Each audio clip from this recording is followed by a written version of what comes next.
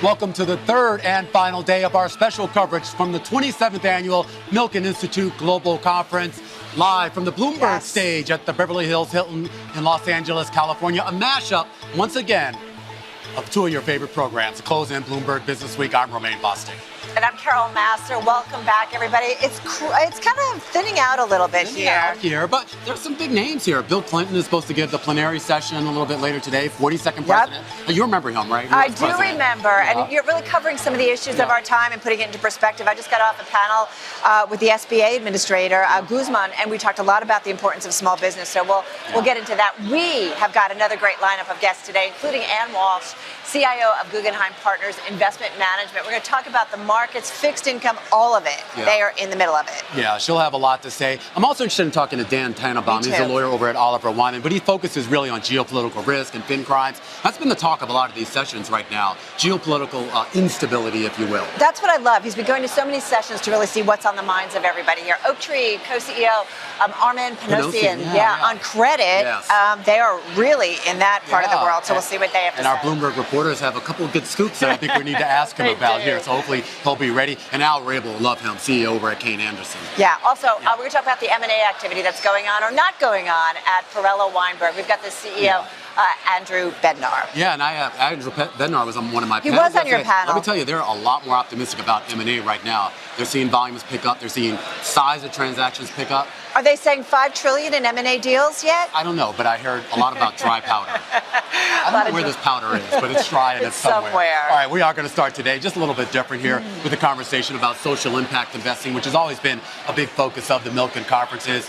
Carlissia Graham is the president of New Media Ventures. It's a venture fund for early stage media and tech companies, but with a mission to advance a multiracial representative democracy. Great to have you here on the Bloomberg stage here.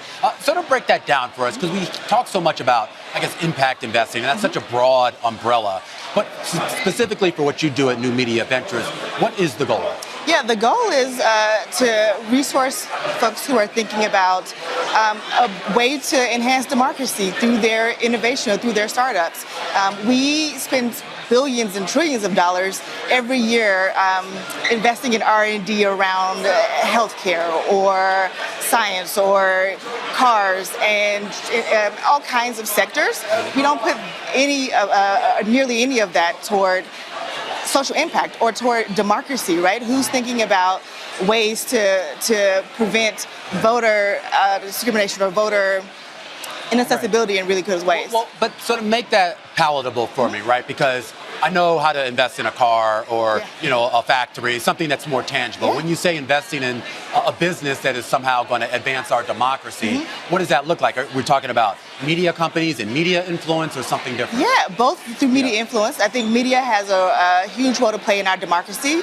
What people have access to in terms of information, civic mobility comes through media as well. So media plays a really big part in that, as well as civic technology. Are our voting systems built to actually sustain the level of voting we expect to see and the demographics that we hope to see? So it plays a part on both sort of like the technology side as well as media. So let's say, what are the kind of deals or the deal pitches that come across your desk or in your inbox, if you will, and what is it that makes you say, okay, that's something I want to back? Yeah, I think the ones that are focused on people power get our attention the most. So if you are building a company that's going to get more people to vote, then yes. If you're going to building a company or a media company that is representing underrepresented audiences, so Blavity is one of our major investments. Blavity is one of the top publications for millennials, which isn't a political publication, but they do so much to change the lives of that population. That for us is a sentiment of democracy. So much of the conversation, here we are getting ready for the November elections here in the United States, is where are people getting their news? Where are they getting their information? Where can you trust it? How do we make that better? It sounds like that's what you are working on. We just launched a new initiative called Voices for Democracy last year, where we're investing in folks who are reimagining what local news looks like. And so folks who are building trusted audiences and particularly like rural communities or news deserts, how are we giving them the seed capital to see if those ideas work? Can we reach those audiences that we normally won't be able to do? Have you found a viable business model for that? Because one of the reasons why we've seen the disappearance of local news is a lot of people really couldn't make the economics work, particularly after all those advertising dollars flowed to Facebook and Google and the other online companies. Which is what we're testing, right? And so we have this huge portfolio of national media brands that we've helped to build who have multiple sources of revenue, right? They've diversified their revenue structures to make them sustainable. We want to apply those same concepts at local. So we're testing whether those new ideas, those new business models will work, so we can relieve the pressure off philanthropic capital.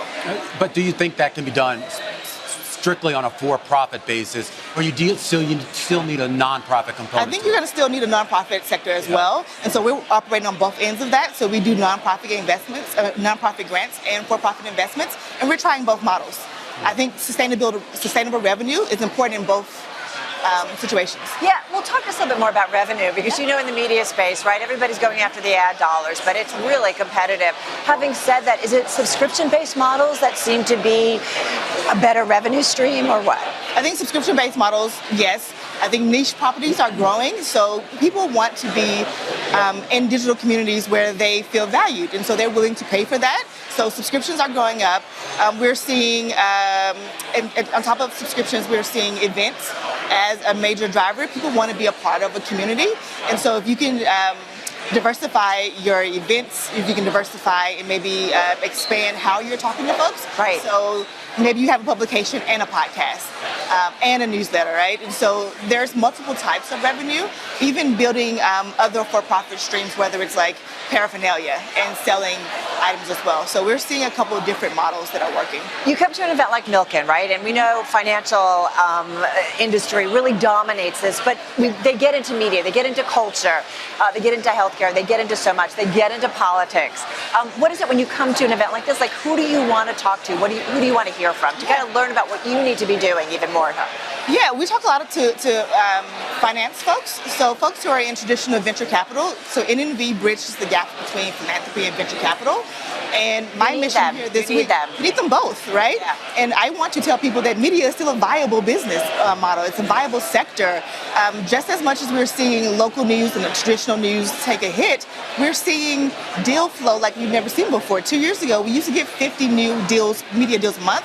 That number has steadily increased with viable business models that we need to be resourcing. So I think that it's a sector that we want to continue to engage, pull more people into. So I'm looking for the investors. I'm looking for people who care about democracy and finance as well. I am curious about some of the pushback we've seen on projects, like some of the ones you're involved in. You talk about building media brands, but as you know, you also have folks out there trying to build media brands that are specifically sort of slanted towards one side of the political spectrum or another. Yeah. I guess I wonder, even if there is a middle ground there, do you run the risk of being tainted as being on one side or the other, and does that limit the investment opportunities? You do, and we do, right? We talk about building a progressive world, and a lot of folks associate that with Democrats. And you know that just that word alone, it's a dirty word for a lot of people, progressive. It is. Yeah. And I think, in our society, we have to move toward the middle. I think we have to be able to increase the level of stability in our discourse. And I want to get good information out there. And so a lot of our properties are what we call cultural media properties, where people are aligning around communities, around identities, around shared interests. And that isn't partisan. That is meeting you at where you are, at your place of interest, to say you have a role to play in this democracy, in this society. I want to give you good information to help you be active in whatever way that means to you. When we talk about bridging that gap between the nonprofit world and the for-profit world, particularly in the financing space here, how are you going to measure your success? Because it's not just all going to be about financial return. Correct. So we are patient capital because it's impact investing. And so, the thing about NNV is that we are a network of supporters of investors. And so we're first check in, but we really leverage our angel network to co-invest with us. And that's the power that we have as an investment entity. So for us, it's about partnership and bringing more people to the table and expanding who gets to invest in these companies as well, along with us. What's the toughest part of what you do? You've been doing this for some time and you've seen it. Different capital cycles, I'm assuming at this point. Yeah. What's the toughest part in kind of helping grow? Limited capital. Yeah. Most of our investors care about what we're trying to do, the impact of what we're trying to do, and so they are patient as well. But being in venture capital, not everybody has that sort of, we can wait 5 to 10 years to see a return profile. Where do you think could be tapped even more? It's interesting. I just came off a discussion with the SBA administrator, Isabel Guzman, and talked about, we came off the pandemic, seemed like capital and funding was opening up to a much more diverse group of people. And then here we are again, Black entrepreneurs are having a tough time, getting funding. They're tapping credit cards to do their own small businesses. Why are we here again? What could be tapped more, in your view, to help support a more diverse set of startups, if you will? Yeah. I think one, just because they're diverse doesn't mean they don't have implications across the nation, right? They're building businesses that impact our entire country and shouldn't be just sort of like siloed into this sort of like you're only helping that part of the country. I think that, the capital stack has swung against Black and brown founders. We're seeing, to your point, them using their own resources to start. I think for us, are expensive resources if you're tapping a credit card or something.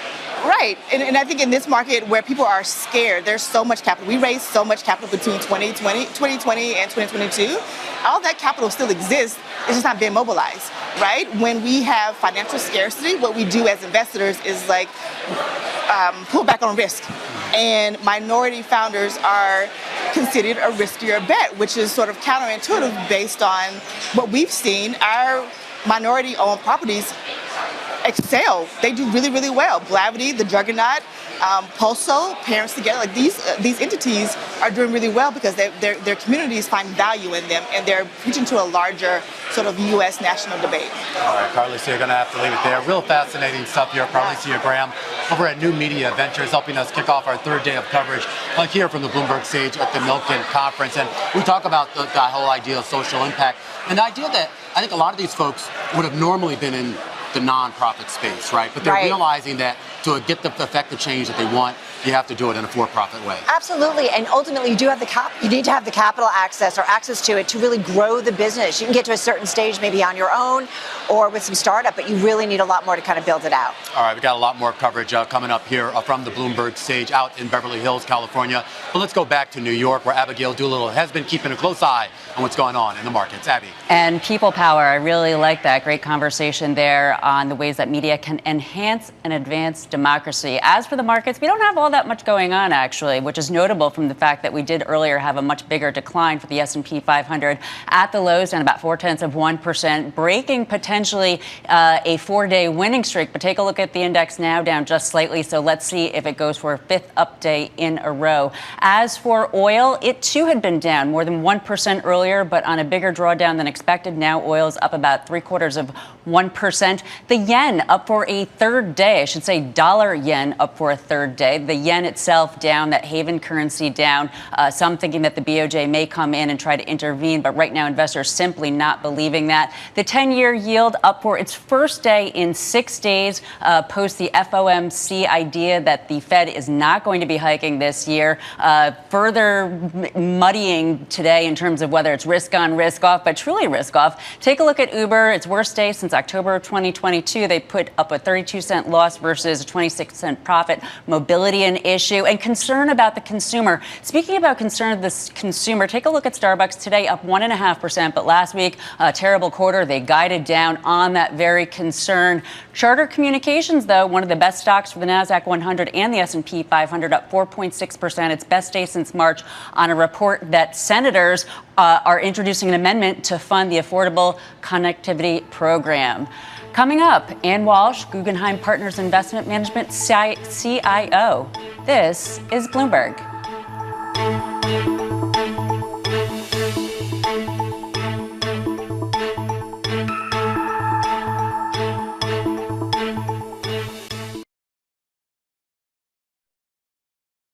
Season is here. This is a get out the popcorn moment. Across the board, just pummeling of expectations. Earnings matter. That's really clear. Bloomberg is first to break the numbers. Hey, folks, we've got Microsoft. Apple earnings crossing the wire. Alphabet, wow, coming in way above expectations. Hertz driving in the opposite direction. A lot still to come. With the smartest insights. Meta's kind of damned if they do and damned if they don't. Is this their iPhone moment? I view this as Operation Kick the Can to August. Continuing coverage on Bloomberg. Context changes everything.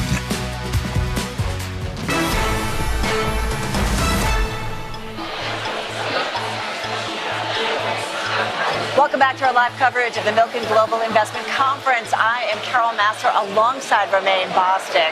Well, a story that we've been talking about this week, and to be fair, here at Milken, is that it pays to be in treasuries. Last year, investors pocketed nearly $900 billion in annual interest from U.S. government debt, double the average over the previous decade. And that is set to rise as just about all treasuries now carry yields of 4% or more. In March alone, the Treasury Department paid out about $89 billion in interest to debt holders, or roughly $2 million a minute. We're here with more on U.S. treasuries and really the financial markets overall. A great voice, Ann Walsh. She's managing partner of Guggenheim Partners and the chief investment officer of Guggenheim Partners Investment Management. Ann, nice to have you here and be talking with you. Nice to see both of you.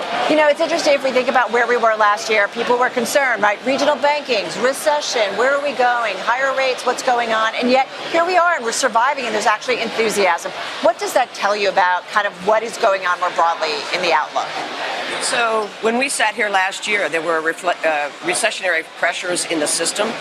Believe it or not, those recessionary pressures are still there.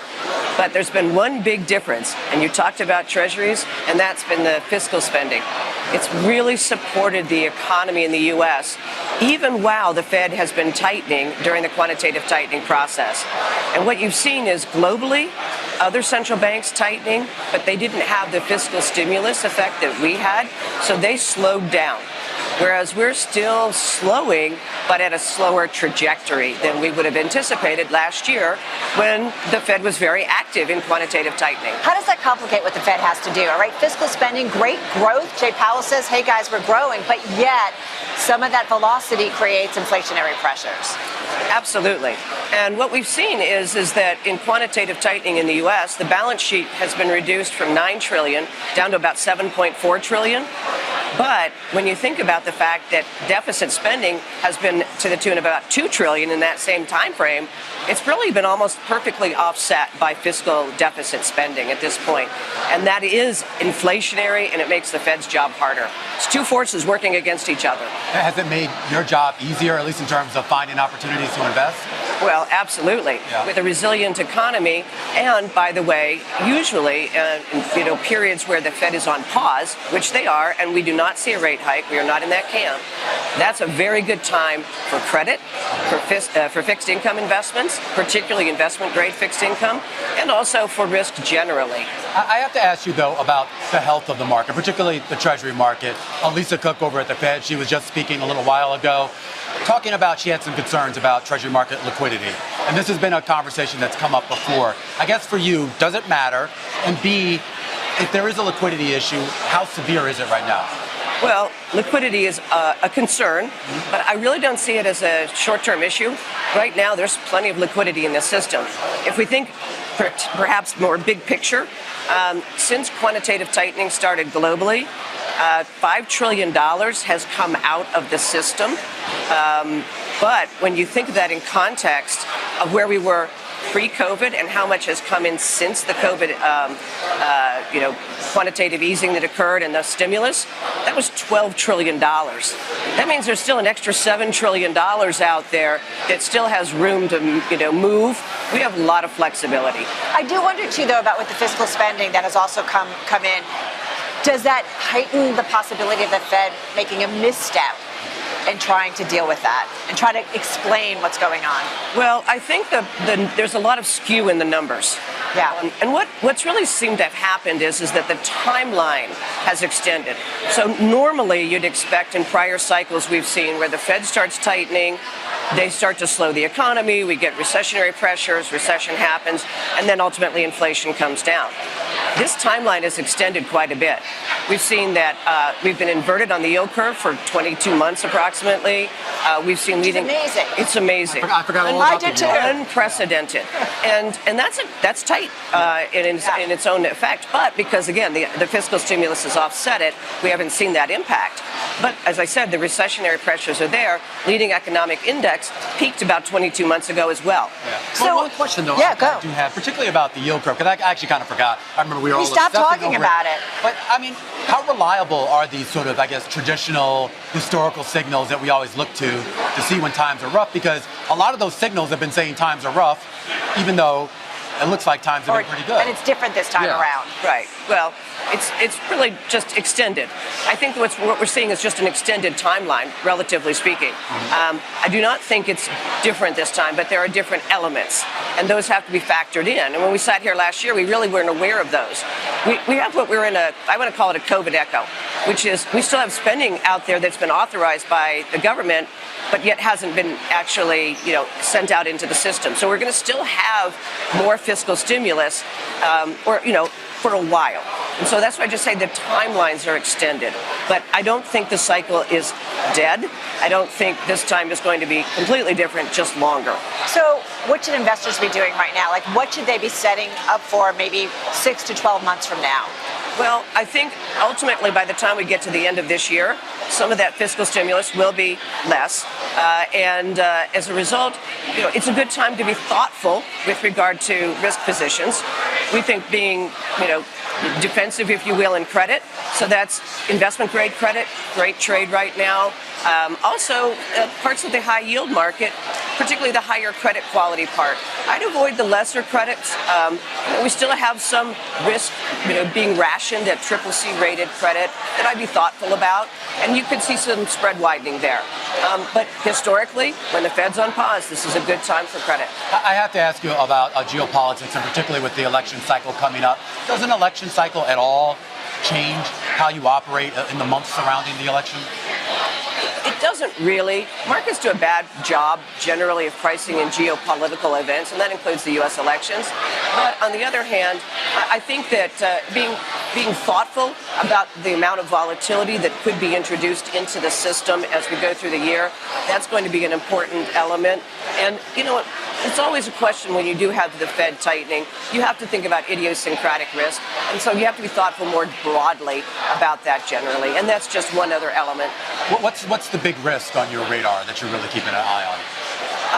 I think the big risk is always a surprise. We don't see one. But there is one element, and that's commercial real estate, and particularly office properties, that right now is not a really surprise. It's just an unfolding storyline. And I think it's going to be an unfolding storyline for the next several years. Well, do you think as we kind of hit the loans that have to be refinanced and reworked, right? We're hearing a lot of conversations about it. They really go next year, the year after.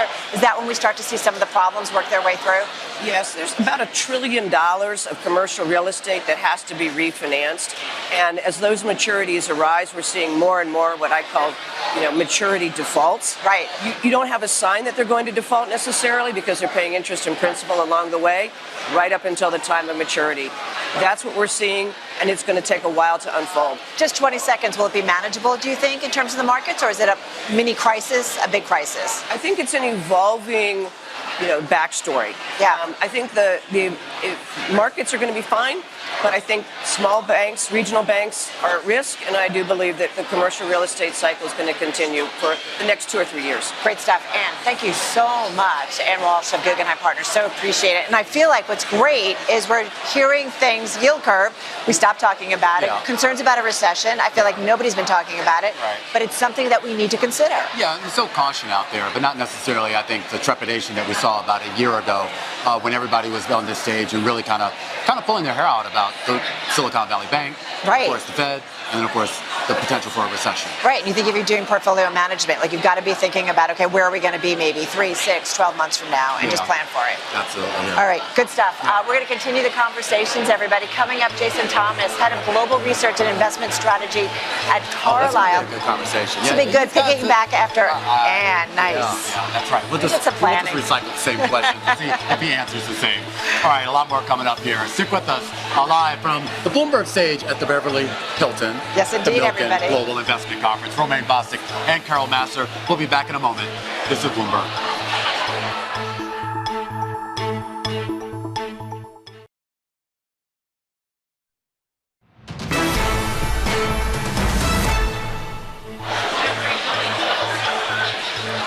Welcome back to our live coverage of the Milken Global Investment Conference here in Beverly Hills, California. I'm Romaine Bostick alongside Massar. And one of the interesting things, Carol, about this event, right? This is kind of the domain of private capital, private equity, private credit, really, here. But this year, you're seeing a lot more of the bigger players, the bigger banks, the bigger asset managers who didn't necessarily have a presence in years past. No, and it's really fascinating to hear like the conversation around private credit. It's not just about what they are doing now that banks no longer want to do. It's more about collaborations, partnerships, and we've had a couple announced actually this week. Yeah, that's been a big theme, and I think our next guest is really in tune to that. Jason Thomas, that really links it all together. Yes. He's the head of global research and investment strategy at Carlyle, really helping craft investment strategies and economic outlooks. So, Jason, great to have you here. And I do want to start there here with this idea of the banks kind of pushing back, if you will, or maybe pushing back is the wrong phrase, but they certainly not faded into the background. No, absolutely not. I think what we've learned in 2024 is there's an emergence of new competitive fault lines. It's one thing to separate banks from their assets. That can and will continue. This trend of bank disintermediation really started in the 1970s. You know, the basic business of taking deposits to extend loans peaked then, has declined steadily since. But it's quite another thing to separate banks from their clients and their customers. Because when that happens, it deprives banks of the ability to cross-sell other services on which so much of their income depends. I'm glad you characterize it that way in terms of kind of being separated from their customers. How do they sort of narrow that separation, make sure they still have that connection with, of course, not running afoul of any of the financial regulations? So, you know, this year you see bank intermediated leveraged loan origination volumes that are at or near all-time records. So this is the bank stepping back in a big way. And again, I think this is really that these lending decisions very sensitized to the sorts of borrowers. As private credit direct lenders have stepped up in size, they've started to threaten bank relationships with these large, very lucrative customers. They could be IPO candidates. They may be acquisitive businesses where there's lots of M&A activity, transaction services, et cetera. So if you look at the largest bank holding companies, about 1/5 derive more than 3/4 of their operating income from non-fee sources. You know, again, precisely these M&A transactions, IPOs, et cetera. So this is really what we've seen, that private credit above a certain size threshold, it starts to generate a very vigorous response from the banks. Now, it's important to note, this is still disintermediation. The banks retain some of those credit packages in the form of commercial credit lines, revolvers, but for the most part, those term loans are distributed and end up on non-bank balance sheets, principally CLOs. So still disintermediation, but of a metered sort that allows the banks, again, to maintain the relationships, collect the underwriting fees, et cetera. It's interesting. You know, I've been talking a lot about this morning, talking to the SBA administrator, Guzman, and wants to do more direct lending, wants to work with private equity, and they do some of this. But the concern is the pushback from members in Congress is that, well, wait a minute, by doing that, you are robbing some of these small businesses of their relationships with their banks, which leads to other services and so on. That's right. So how are you thinking about the relationship between traditional banking and private credit, which just gets bigger and bigger and bigger, and the ability to do bigger, deals and services? How does it evolve then over the next couple of years? Well, again, how should it? I think the game moves from adversarial to cooperative. I think that's the way to characterize it. Again, you said the relationships. Estimates suggest that the value of a relationship to banks is generally worth 12% of the principal balance on the loan. Right. And that's, you could just think of that as the present value of all those services, over time provided. So I do think that, for example, if you have a corporate borrower who is no longer going to have a unitranche for private credit, if a bank steps in, that's only going to be a first lien. There needs to be junior capital. That is going to be a private credit solution. There are other areas, smaller borrowers that aren't as lucrative in terms of a fee perspective. I do think private credit is going to continue to grow in that market. Infrastructure. So there are lots of other places, and again, in cooperation with some of these loans, where you're going to see the banks and private credit collaborate. Jason, you're here smack in the middle of Milken, right? It's all about the financial industry. It's traditional banking. It's the private credit players, the private equity players. You guys are here. I am wondering, what are the conversations that are happening about how the two sides need to collaborate more? No, I think that has been a real theme, which is, again, interesting, because this is the topic of the paper that we released.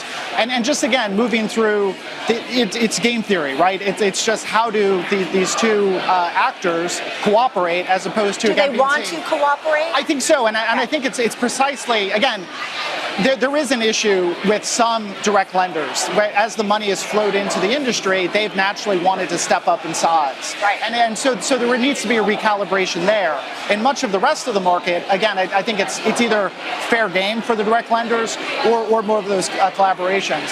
But overall, I think that the other takeaway from the conference, I think, is the sense of optimism about the U.S. economy. And you know, a year ago and beyond, there was just a sense that there was no way this economy could withstand a rate shock of this magnitude.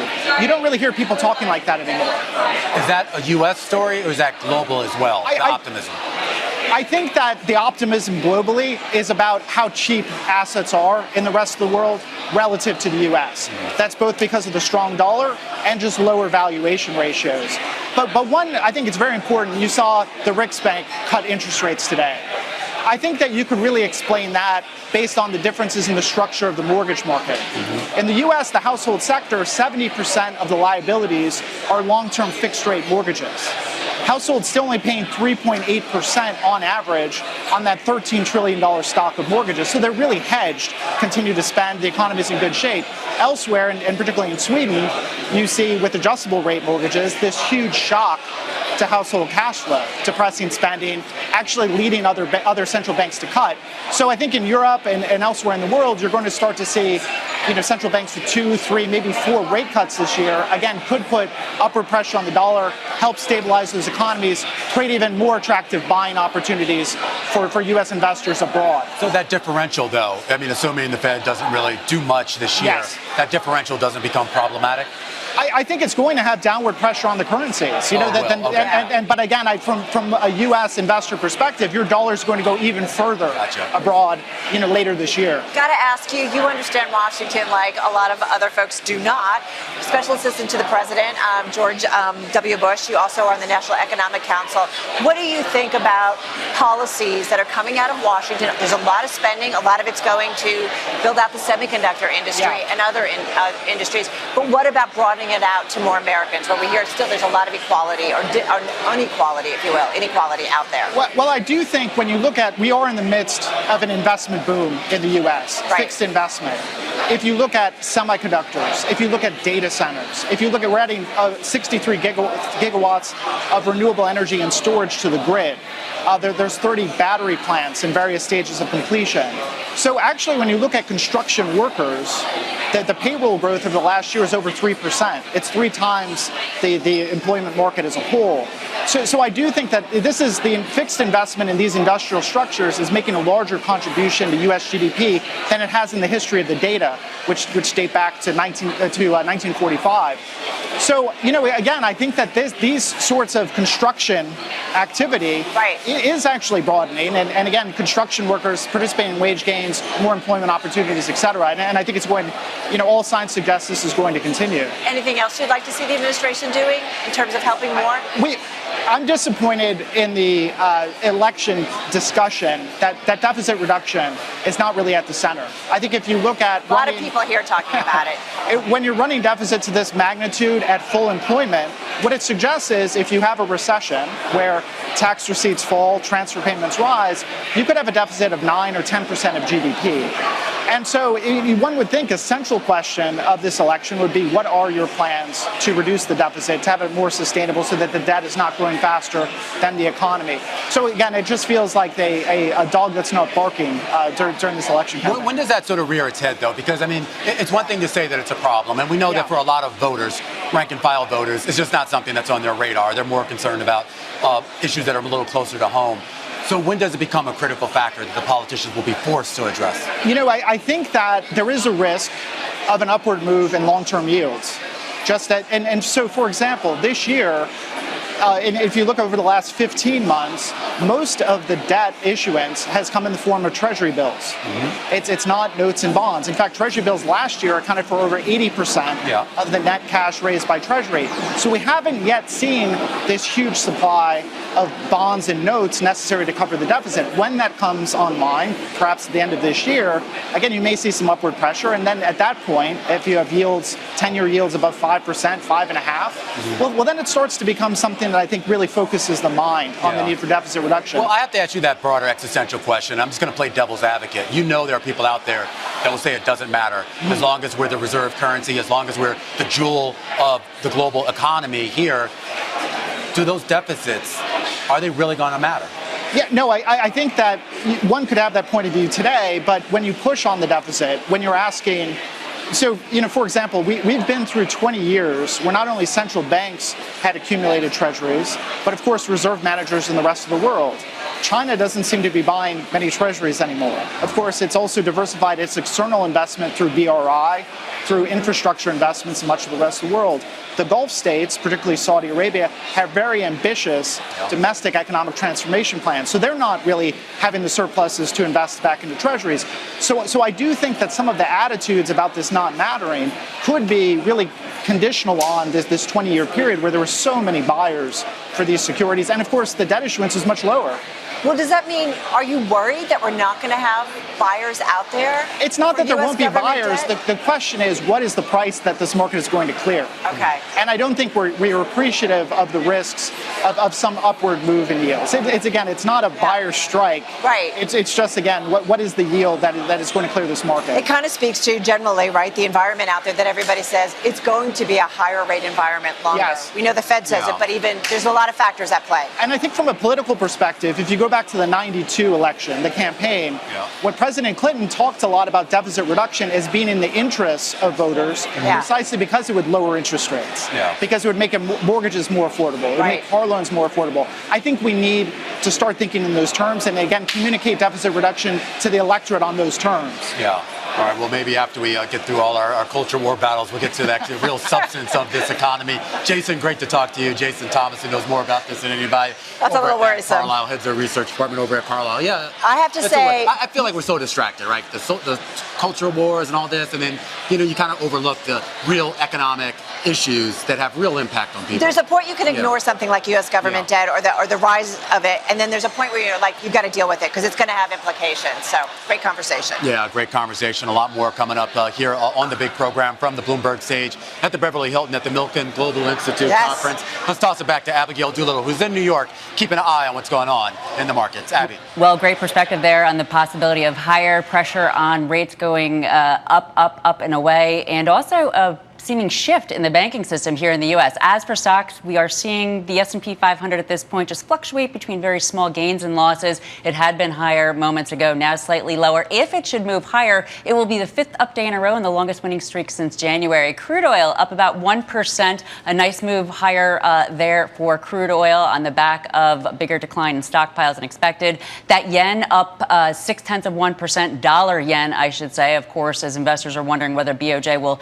actually follow through on some of its rhetoric to tighten. The 10-year yield up 3 basis points. Speaking of yields, but that's nowhere close to that above 5% that was just mentioned. Now, if we take a look at that the dollar yen in greater perspective, a 3-day chart here, we see that it's up 1.7%. Again, a big move higher, wondering what the BOJ is going to do. One reason we have the S&P 500 possibly on pace for a gain, Arista Networks, its best day since January. The cloud company put up a good first quarter. Guidance was strong as well. Intel, not so much, down 2.5%. A double guide down in the last 2 weeks right now, taking revenue down to the lower end of a range as the U.S. has banned sales of chips to Huawei. And then take a look at Datadog, up 4%, rebounding after yesterday's nearly 12% drop. BMO's maintaining their outperform on the software company. Baird has upgraded shares to an outperform from a neutral. Coming up, Laurence Gottlieb, CEO of Fundamental Advisors.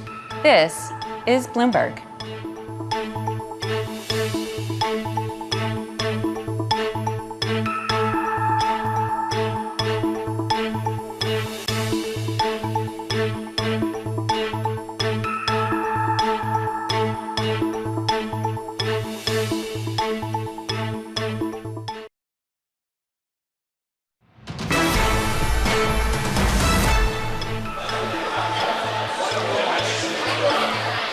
Welcome back to our live coverage of the Milken Global Investment Conference. I'm Massar alongside Romaine, Bostick. Bostick. All right, well, our next guest participating in a panel I moderated here at Milken. It was called Thriving in Disruption.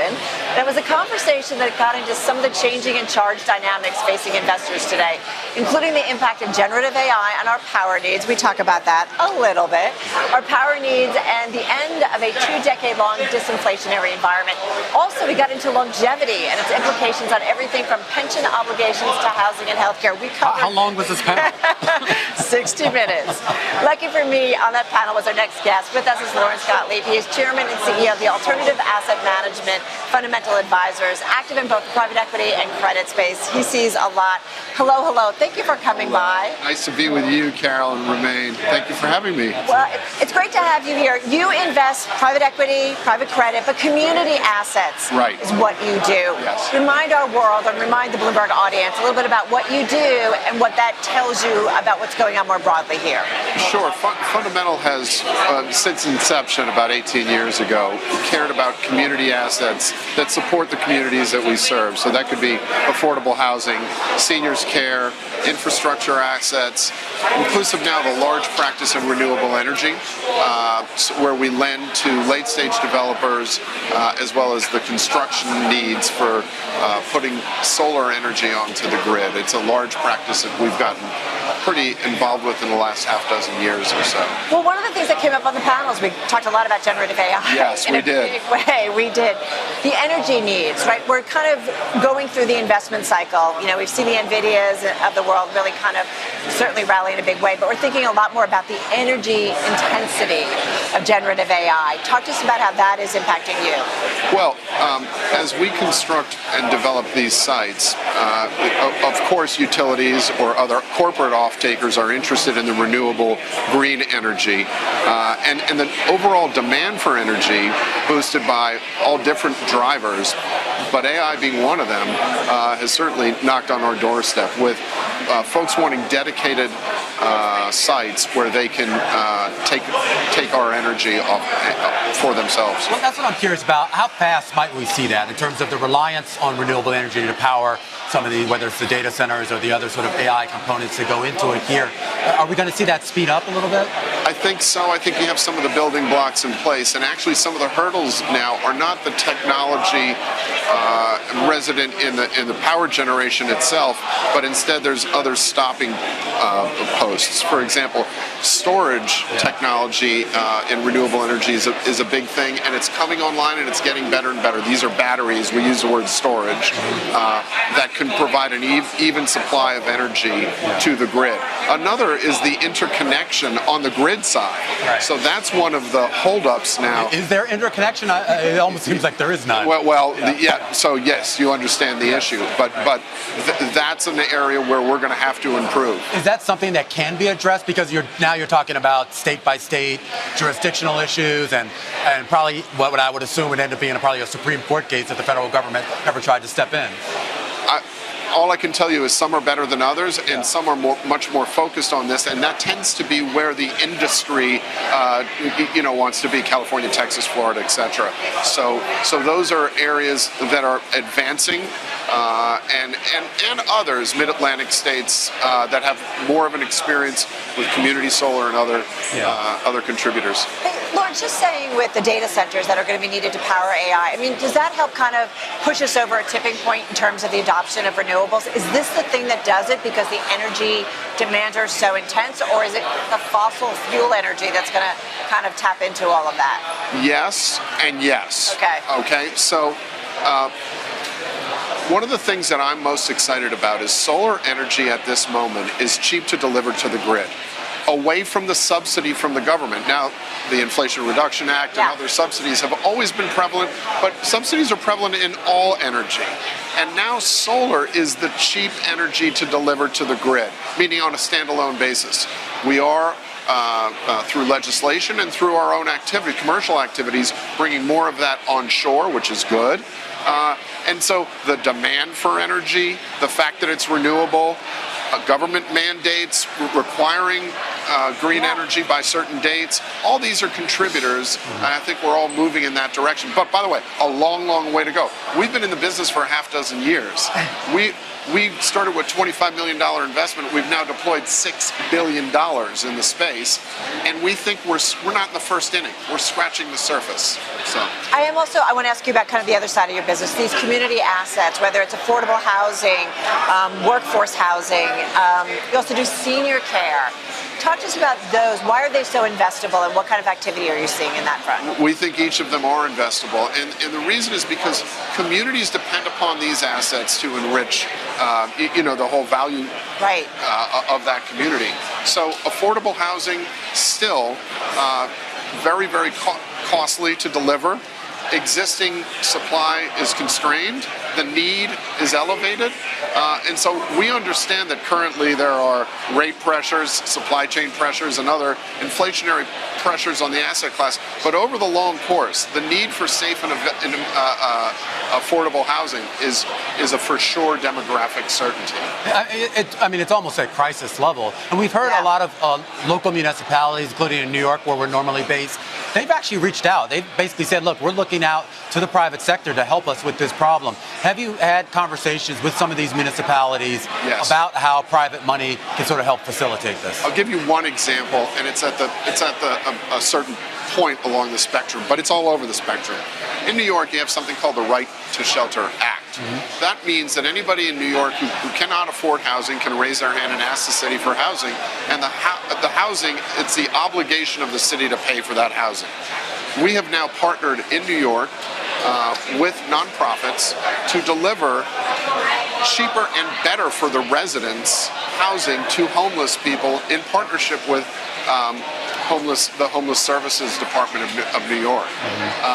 So yes, governments care about this, and folks understand that it's necessary for the fabric of the community, whether it be a legal obligation or not. Right. Do other investors, though, get that?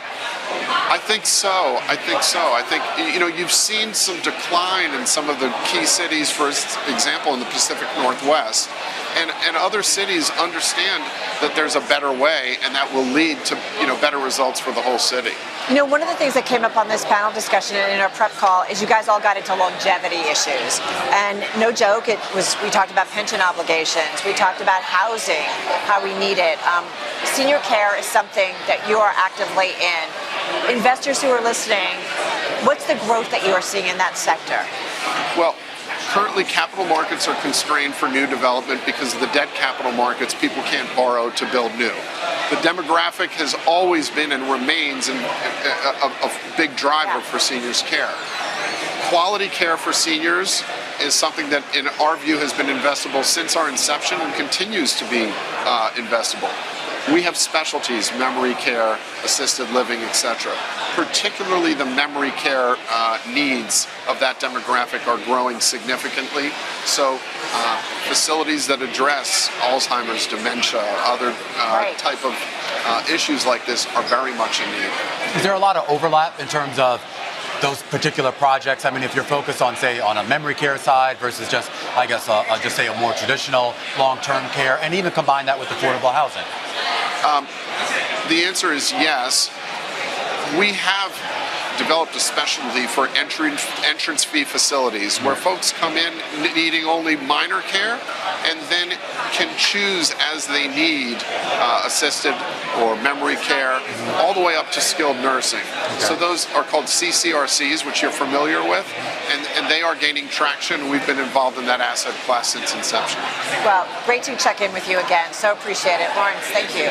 You're terrific. I appreciate you having me. Thank you, Carol. Thank you, Romaine. Thank you. Of course, Laurence Gottlieb of Fundamental Advisors. But I think what's great in having a conversation with someone like Laurence is that there are things, housing needs for different sectors. You talked about immigrants who are coming in who are having trouble finding homes, but the elderly population, which continues to grow year by year. I'm always amazed at that because I always feel like it's such a complicated investment because it's not just about cutting a check and waiting for the return. No. You're dealing with local politics. You're dealing with, obviously, social pushback. People don't necessarily want these things in their neighborhood. So how do you navigate all that to find an investment that's actually going to pay off? That's right, when the demand is there, but but building out that supply is not something you just flip a switch and do it easily. We know it's pretty complicated. All right, a lot more conversations coming up. I'm actually really interested in the next one here, because I feel like a geopolitical theme has been an undercurrent in a lot of the conversations we've had here at Milken. Well, we've got a great voice coming up on that. Daniel Tannebaum. He is Oliver Wyman, Global Anti-Financial Crime Practice Leader. He's going to join Romaine and myself as we continue our coverage live here at Milken in Beverly Hills. And this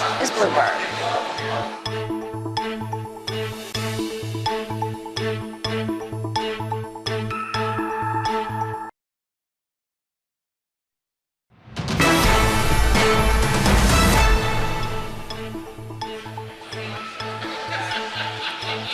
Welcome back to our live coverage from the Milken Global Conference in Los Angeles, California. I'm Romaine Bostick alongside Carol Massar, broadcasting live on television and radio. You having a good time? I'm having a great time. Yeah. I'm thinking, I've said to the crew, let's just stay here for another couple days. Yeah, they still have some big names coming up. Absolutely. Former President Bill Clinton. Yep. Quite a few entertainers speaking today. Kerry Washington has a panel. A little bit of a concert later on. Yeah, Chris Paul. John Fogerty, a John Fogerty fan.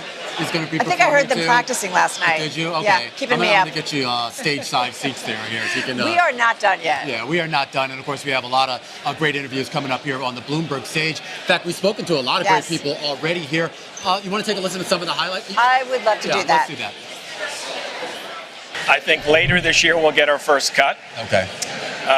And I think that's where you have to lean in and start being comfortable owning duration again in bond strategies. If you look at the last 17 election cycles, what did the Fed do? About 2/3 of them, the Fed actually raised rates. Only about 6 of them, the Fed lowered rates, and 1 of them it held steady. So I would say the Fed is likely going to take the right view for the economy. Right, it's rare that the Fed would intervene before November, right? So will he remain patient through the election? Will he remain, as typically, will he stay out of the markets, in terms of making moves through November? I think he will. Well, I would look about the economic backdrop is, look at it where Fed rates are today. We think that's going to be higher for longer. We don't really expect some headline-grabbing recession. There is a chance. There is tail risk in this economy. Our base case in the United States is it's a little bit of a slog. All right, some of the talk of Milken right here on the Bloomberg stage at the Beverly Hilton, and a big part of that talk is really geopolitics. Yeah. A slew of elections this year around the globe, including a big one here in the U.S. You still have a lot of sanctions out there. You have trade tariffs, and of course, 2 active wars going on right now. So how do you navigate that all? Our next guest is one of the folks that you have to pick up the phone and call, because there is that balance between some of those concerns and the optimism out there with all of those geopolitical issues bouncing up. Dan Tannebaum is a partner over at Oliver Wyman. He leads their global anti-fin crime practice, also a senior fellow over at the Atlantic Council. Daniel, great to have you here on the stage. I mean, what is the big thing that people call you about? Are they concerned about the war in Israel and Hamas? Are they still worried about Ukraine? Are they worried about our own election here in the U.S.? Honestly, I feel like the reality check at this conference, because there is so much going on in the world. There are 2 active wars going on. What I get calls from clients on is when there is an event like steel tariffs come in or other sorts of U.S.-China tensions, what do we have to do? How do we operate as a business? Are there any meaningful decisions we have to make? And so that's where geopolitics really has played a huge role this week in terms of helping companies look around the corner to think about what aren't we considering as we look at our go-forward investment strategies. A big part of that is sanctions. And of course, once Russia invaded Ukraine, you saw a lot of those Russian sanctions ratchet up. And obviously, with what's been going on in the Middle East, you've seen increased sanctions on Iran and stuff. So those are kind of the no-brainers, right? Yes. I mean, you kind of know, okay, stay away from Iran, maybe, dial it back on Russia. But what about other regions? Are there concerns that clients might have saying, should we be concerned about this country or this region could be the subject of sanctions down the road? No, I think it's the right question. And actually, just this week, the U.S. Treasury Department has a delegation in Malaysia and Singapore which are refining Iranian oil and reselling it onto the broader market. And the U.S. government has been relatively reluctant to touch enforcing oil sanctions for fear of messing with the prices in an election year.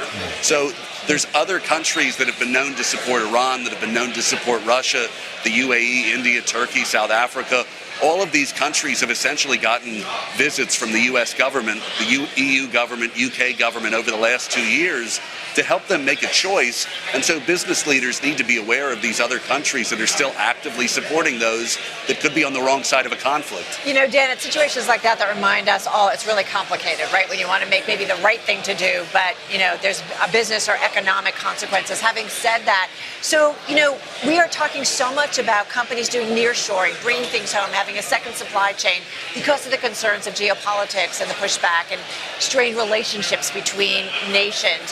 Having said that, when you are talking to companies, are they really doing it, or are those ties still there? So, no, they are doing it. I think if COVID had helped anyone, it was to understand that supply chain resiliency is a thing, and that has come up throughout this week.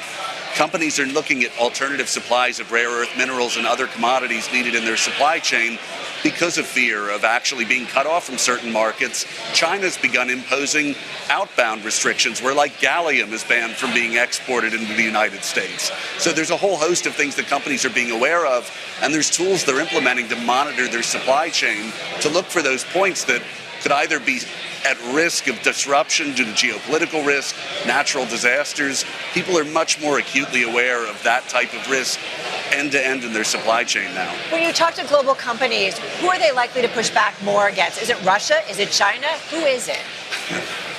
I mean, Russia is, with the exception of what they're still providing on energy, rare earth minerals, of uranium, they're pretty far removed from the mainstream of the global economy, but 2/3 of the world's population is continuing to trade with Russia, which is not an insignificant number. I think there is more fear of being on the wrong side of China, although we saw yesterday the head of a sovereign wealth fund said if the U.S. government asked them to divest, they would, which was not something you would have expected to hear from a Middle Eastern government and a sovereign wealth fund at that. I do think people are afraid of alienating China more so than Russia, certainly. But there's still, to her point, though, I mean, obviously the search among governments as well as companies for resources that aren't tied to China, or to Russia for that matter. We've seen the U.S. try to strengthen ties with other nations, obviously with India. And of course, now they've sort of, I guess, renewed their focus on Latin America, which seemed to be a focus that we kind of lost for quite a while. Yeah, on Sunday afternoon, Senator Dodd, who President Biden has appointed to focus on the Americas, has talked about the trade deals, really using the carrot to bring Latin American countries in line that have very critical natural resource deposits that can be used. So the U.S. government is very acutely aware of the needs to bring the global South on board. The question is, did they wait too long to really do that, where China had been making investments for years? And it's not just Latin America. I mean, we waited too long in Africa, and now we're seeing the dominance of China and Russia and a lot of those countries. I was with the chairman of one of the largest banks in Africa on the sidelines of the IMF World Bank spring meetings, and he said, when bluntly asked, I'll take capital from anywhere. We don't really care where it comes from. Well, so in terms of the U.S. administration, the U.S. government, are they willing to kind of step up and ramp up those efforts, even though they've fallen behind? I mean, that is the question. I think there is a Is there the political will? The political will is there as companies have begun realizing, well, wait a minute, if China withholds certain minerals that we need to make semiconductors, then we can't make semiconductors, and that has to come from somewhere else, or you disrupt a much broader supply chain. I do think the will is there. The question is, how quickly can we implement some of these trade agreements to get mineral rights and access to rare earth minerals needed? What do you think is the timeline that we have to do that? I would expect to see some movement before the election, frankly, because I think even regular Americans understand that I can't get a car because semiconductors are backlogged because of other disruptions in supply chain.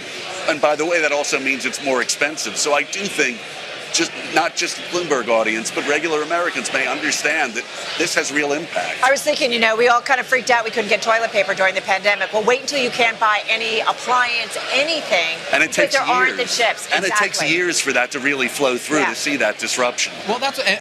It's years to actually sort of build up the capacity to do this. I mean, if you want to start, I don't know, a copper mine or something else, even if it got approved, how long does it take to get that up to critical mass? But going back to the approval of something like that, you're still now bumping against other agendas, which, whether it's climate change or renewable energy, things like that. So how do you find that balance? Well, I mean, you just don't talk about the things you're bumping. So 60% of the world's solar arrays are made in Western China. Are you a politician? No, but I used to work with them. I know. 60% of the world's solar arrays were made in Xinjiang Xinjiang, China, which is known for massive forced labor issue. I remember Tom McKenzie's last story before he left China was at one of the plants. We're not talking about solar as much because you can't rely on the arrays that you need that are coming from a very unsavory part of China from a human rights standpoint. No. Go ahead. Well, I'm thinking. Well, because I got a big picture question. All right, I know you're going to ask something smarter, so go ahead. I doubt that. But is there a new relationship that the United States and companies in general in the U.S. are having with the Middle East? There's so much money going everywhere and coming out. The Middle East is complicated. There's obviously a lot of very strategic allies like Bahrain that has one of the largest aspects of the American Navy outside of the U.S. But then you look at what's happening in the UAE, for instance, where there's also been a U.S. government visit to remind them there's a lot of Russian assets that have come here. There's a lot of Russians that have come here. They may not be on the right side of a broad Western coalition. What are you going to do to police that? I have to ask you a big picture question. I think I asked this of you before last time we spoke. And it's really about kind of the state of globalization, at least as we kind of what we know it to be coming out of kind of the post-World War II era.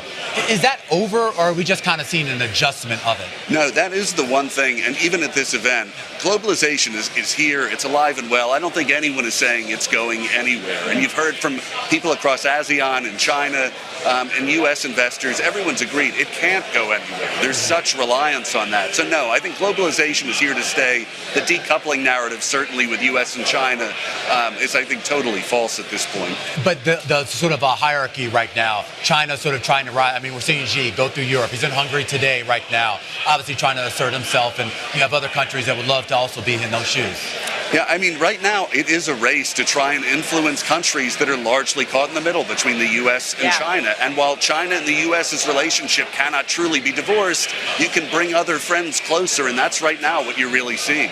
All right, Dan, always a great insights. Daniel Tannebaum there, partner over at Oliver Wyman. And I think, I mean, really to his point about the U.S. being behind, you just talk about the influence. I remember right before the pandemic, I did a big trip through West Africa. Yeah. And the Chinese influence was just enormous. But you did not see U.S. companies, you did not see European companies, but you saw Chinese companies' names plastered everywhere. It's like they got the memo years ago, and they've been certainly tapping it into Africa in a big way to have access to all of that. And that gives them political power. Absolutely. I feel like this interview should be given in the parting packet to everybody at Milken, just to take home and remember what's going on around the world. Is there a parting packet? Yeah, didn't you know? Oh, I don't know. I don't get those. I got a piece of that. Is there like a Cartier watch in there somewhere? You're fancy, by the way. Thanks. All right, Romaine, Bostick, Carol Massar here. We're here all day long. Our third day and final coverage of the Milken Conference here in Los Angeles, California. Let's kick it back to Abigail Doolittle, who's been keeping a close eye on the markets as we move closer to the closing bells. Abigail. Yeah, and I'm going to try to lighten things up, Romaine. Good conversation there, but very serious on the geopolitical risks out there for the markets, the economy, and the real world. So turning to markets here, it's a little bit soggy. The S&P 500 still fluctuating between very small gains and losses. This after having been down about 0.4% earlier, so off of those lows. But take a look at the Russell 2000, down 0.7%, one of the worst U.S. indexes today as these small cap stocks underperform. Really the worst day in the month of May. The 10-year yield up for the first time in 7 days. Investors finally putting down the post-FOMC messaging that there won't be any hikes here in 2024. Bitcoin still above $62,000 per Bitcoin, but on the day down 1%, in fact, down for a fourth day in a row. Let's turn to a bright spot. We certainly need one. That is the Dow Jones Industrial Average. I know we don't take a look at this often, but it is on a 6-day win streak. This is the longest win streak since January.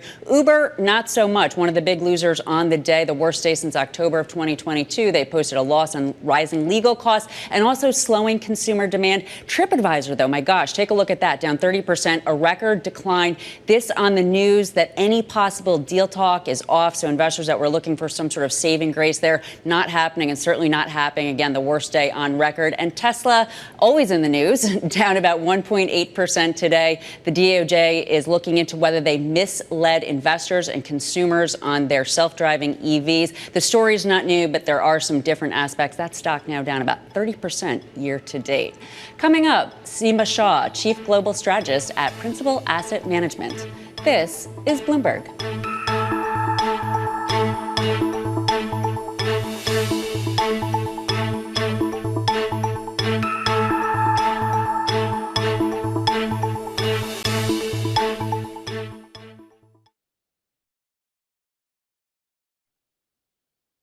here. This is a get out the popcorn moment. An across the board just pummeling of expectations. Earnings matter. That's really clear. Bloomberg is first to break the numbers. Hey, folks, we've got Microsoft. Apple earnings crossing the wire. Alphabet, wow, coming in way above expectations. Hertz driving in the opposite direction. And lots still to come. With the smartest insights. Meta's kind of damned if they do and damned if they don't. Is this their iPhone moment? I view this as Operation Kick the Can to August. Continuing coverage on Bloomberg. Context changes everything.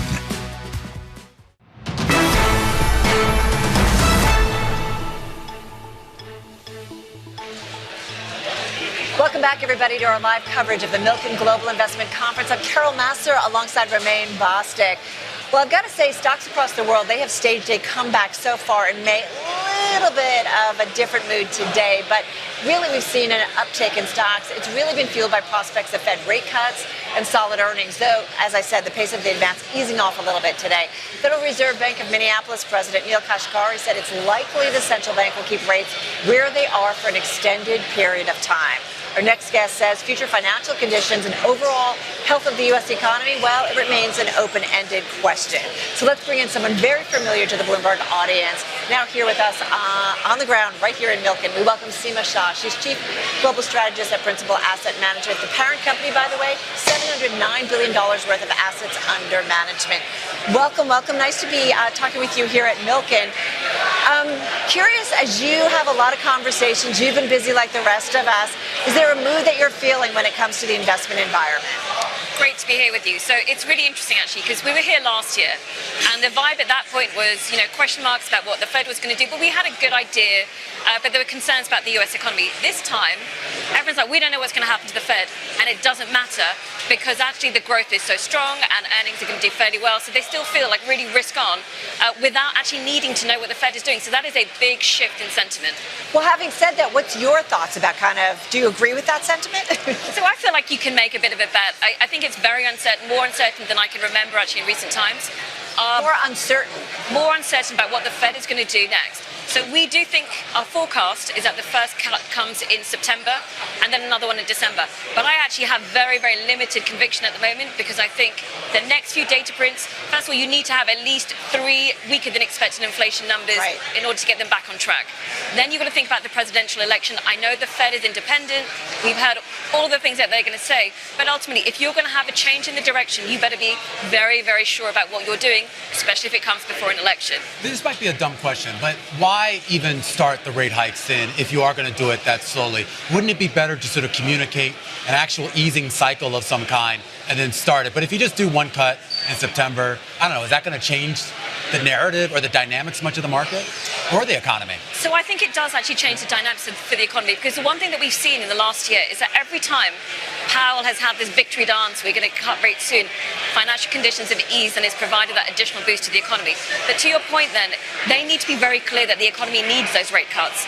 Otherwise, why make that mistake of going just for the sake of getting it going before the election if that's going to risk another resurgence in inflation? So I think they have got a very difficult balance ahead. The economy may need it. Does the market need it? I mean, we're talking, even though we're down today, I mean, we're talking about markets pretty much at record highs for the most part, defied so many expectations. And it's not just equities. You're making money in bonds. You're making money in certain commodities. You're making money in alternatives and privates. I mean, so far, 5.5% of Fed funds rate hasn't had a huge impact. You're absolutely right. It has had no impact. The market does not need rate cuts, mainly because it is being supported by very, very strong fundamentals. So whichever way you look at it, earnings growth is good. And not just in the US, actually in the global growth, it's not as strong as the US, but you're starting to see upside surprises. So as soon as you see those expectations increasing, that is also lifting the market. So having said that, that's pretty optimistic. So why do you believe that future financial conditions and the overall health of the US economy is still an open-ended question? So what we're expecting... I do have notes. What we're anticipating is that the next few months are very unclear about which way inflation goes. Right? The composition of inflation, we're starting to go into deep dive the small components that are impacted by idiosyncratic factors, which are almost impossible to predict. That, I think, is the open-end question. But if we're looking out over the next year or so, we feel fairly confident about the strength of the economy, But the only risk is that if you were to see a continued strengthening and acceleration in growth, then the higher inflation, then that's when the thing about hard landing starts to come in early 26, but it's not our baseline. Seema, something we talked about with Walsh over at Guggenheim is this idea that there's so much fiscal stimulus, right, and spending on the government side of things, whether it's to build out the semiconductor industry that's coming into the economy, that's providing a lot of momentum in terms of growth, and it's kind of offsetting things that the Fed is doing. How does that potentially complicate what the Fed needs to do and that they make a policy misstep? It is so complicated. I think that's one of the things that's been happening in the last 4 years, is that as long as the Fed has been hiking rates, but the fiscal policy has been there to expand. Right. I was on a panel, we had this exact same discussion, and it really is top of mind from a fiscal perspective. So actually one of the narratives is we're not really talking about monetary policy, we're talking about fiscal policy. What is the government got to do, and when is the deficit really going to be dealt with? So that, I think, is more top of mind than Fed rate cuts. Do you think that we will have to address this, meaning the U.S. government, Washington, anytime soon, or is this one of those things that we'll just kick the can down the road for another 10, 20 years and eventually we'll get around to it? Well, the US has the flexibility of being able to kick it down the road and get away with it. Maybe other countries wouldn't. I think the narrative or the discussion is going to be more pertinent this year because of the election. But whether or not they're actually going to deal with it, I don't think that there's enough penalization from the market to force the government to really deal with it today. So it's probably a few years out. I'm curious about how this ties into the way these countries are linked right now. And let's just talk about monetary policy. We were talking with Jason Thomas over at Carlyle, and he was talking about this idea that he thinks central banks outside of the U.S. will begin easing much sooner than the Fed. And he was talking about the potential implications for that. I guess, first of all, do you think that we could see a bit of a divergence in monetary policy around the globe? And if so, does it matter? Oh, we're definitely going to see this divergence. You're already seeing it today with the Riksbank. We're expecting the East Bank of England to move earlier, and it makes sense because their economies are fundamentally weaker than the US. US is slowing. You might be seeing some upside surprises in Europe, but they're still from an absolute level, it's very, very different story. And then from an inflation perspective, it's not as sticky in Europe as in the UK. So we're expecting the ECB to go in June. We expect the Bank of England to go in sometime in the summer. We think they will move with greater urgency as well. So it's not just the timing, but the magnitude of those rate cuts. It could be far greater than what you're seeing to the Fed, which has implications for the dollar and therefore to the rest of the world. All right, that's a lot coming at us. So what's the right asset allocation mix here? And what's your time frame that you feel confident making that bet? The key thing here, okay, is that this is a solid economy, so you should be risk on. This is a time to be diverting away from cash if you've been sitting there, and there are a ton of opportunities from an equity market. I'm sorry, I think you need to say that louder because there's $6 trillion right now sitting in money market accounts, and it hasn't budged at all. It hasn't budged, but it should do because people are still waiting. There's a kind of an uncertainty about what the Fed is doing, but you are seeing, even here at the Milken, that there is a lot of confidence about the economy. If you think about doesn't that make you nervous when everybody feels so confident? It's always a bit of a risk factor. I would say there's a lot of terrorists out there, but mainly one for me is geopolitics. Yeah. It's one of those things that you can't really time though, so we have to think about the fundamentals. And fundamentals are still strong equities, credit is good for the carry, and if you're worried about inflation, which a lot of people still are, then start looking at real assets, because that will give you some inflation mitigation. Well, to your point though, I mean, even if you have that optimism and the confidence to make those investments, do you feel that there is a need to have a hard hedge or at least a broader hedge on some of those bets? I think that the inflation probably is the one that you do need to have some kind of hedge. Yeah. When we look at over the next 5-10 years, and again, that's been another narrative here, is that people are saying, look, inflation over the next 10 years is going to be higher. We're not talking about 5-6%, but it's a level that we haven't seen for the last 10-20 years. And from an investor perspective, you want to make sure that you're having real returns. So start thinking about real assets, start thinking about commodities, infrastructure, real estate. Those are areas that will give you that protection. Real estate? Yeah. I thought you were going to go gold because I was a little nervous. Okay, I'm set there. Seema, thank you so much. Great to be here. It's been busy, but good to find some time with you. Seema Shah, of course, at Principal Global. No, it's interesting, right? Like I brought up geopolitics, which we were just talking about so much in a big way.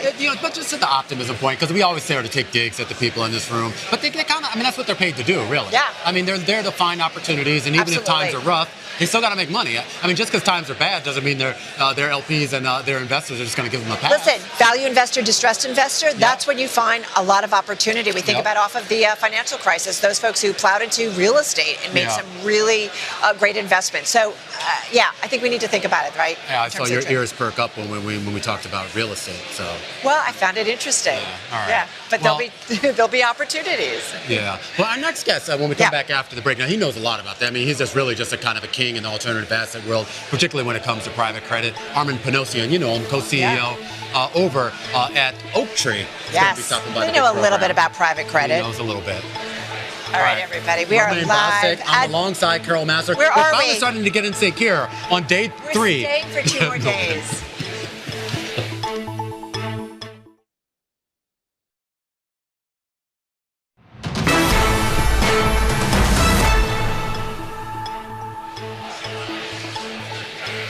Welcome back to our special Bloomberg coverage live from the Milken Global Institute Conference in Beverly Hills, California. I'm Romaine Bostick alongside Carol Massar. And Carol, our next guest really does have a great view on what's going on in the worlds of credit and private markets. Massive, he even says that within the liquid credit market right now, there are a lot of opportunities out there, particularly in high yield bonds, leveraged loans, primarily because he sees those as areas of market imbalance. Armen Panossian joining us right now, the co-chief executive officer and head of performing credit over at Oaktree. Great to see you again, Armen. Good to see you too. Thank you. Let's start. We got a lot to talk about. Let's start with liquid credit here, because I am curious about that supply-demand imbalance. What's driving that, and what closes the gap? It's an unusually uncertain time because we have a lot of liquidity in the markets, especially after all the COVID-related stimulus. A lot of savers have capital to spend and to invest. But meanwhile, we have some overhangs. We have the highest cost of borrowing we've seen in many years. We have a slowing growth rate in the economy. And it just, no one knows, should we be really heavily going into the markets and getting that yield that's available in the markets these days, or are spreads too tight? And so that vacillation between the opportunity set causes some volatility month to month. Well, that's what I'm curious about, particularly in the high yield space. Like, how much risk is there? And when you're looking at spreads, is there enough compensation for that risk?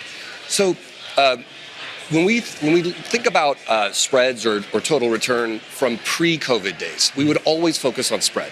The reason was because high yield bonds were priced at par, and the absolute yields on treasuries were very, very low. So spread was what you were really focusing on.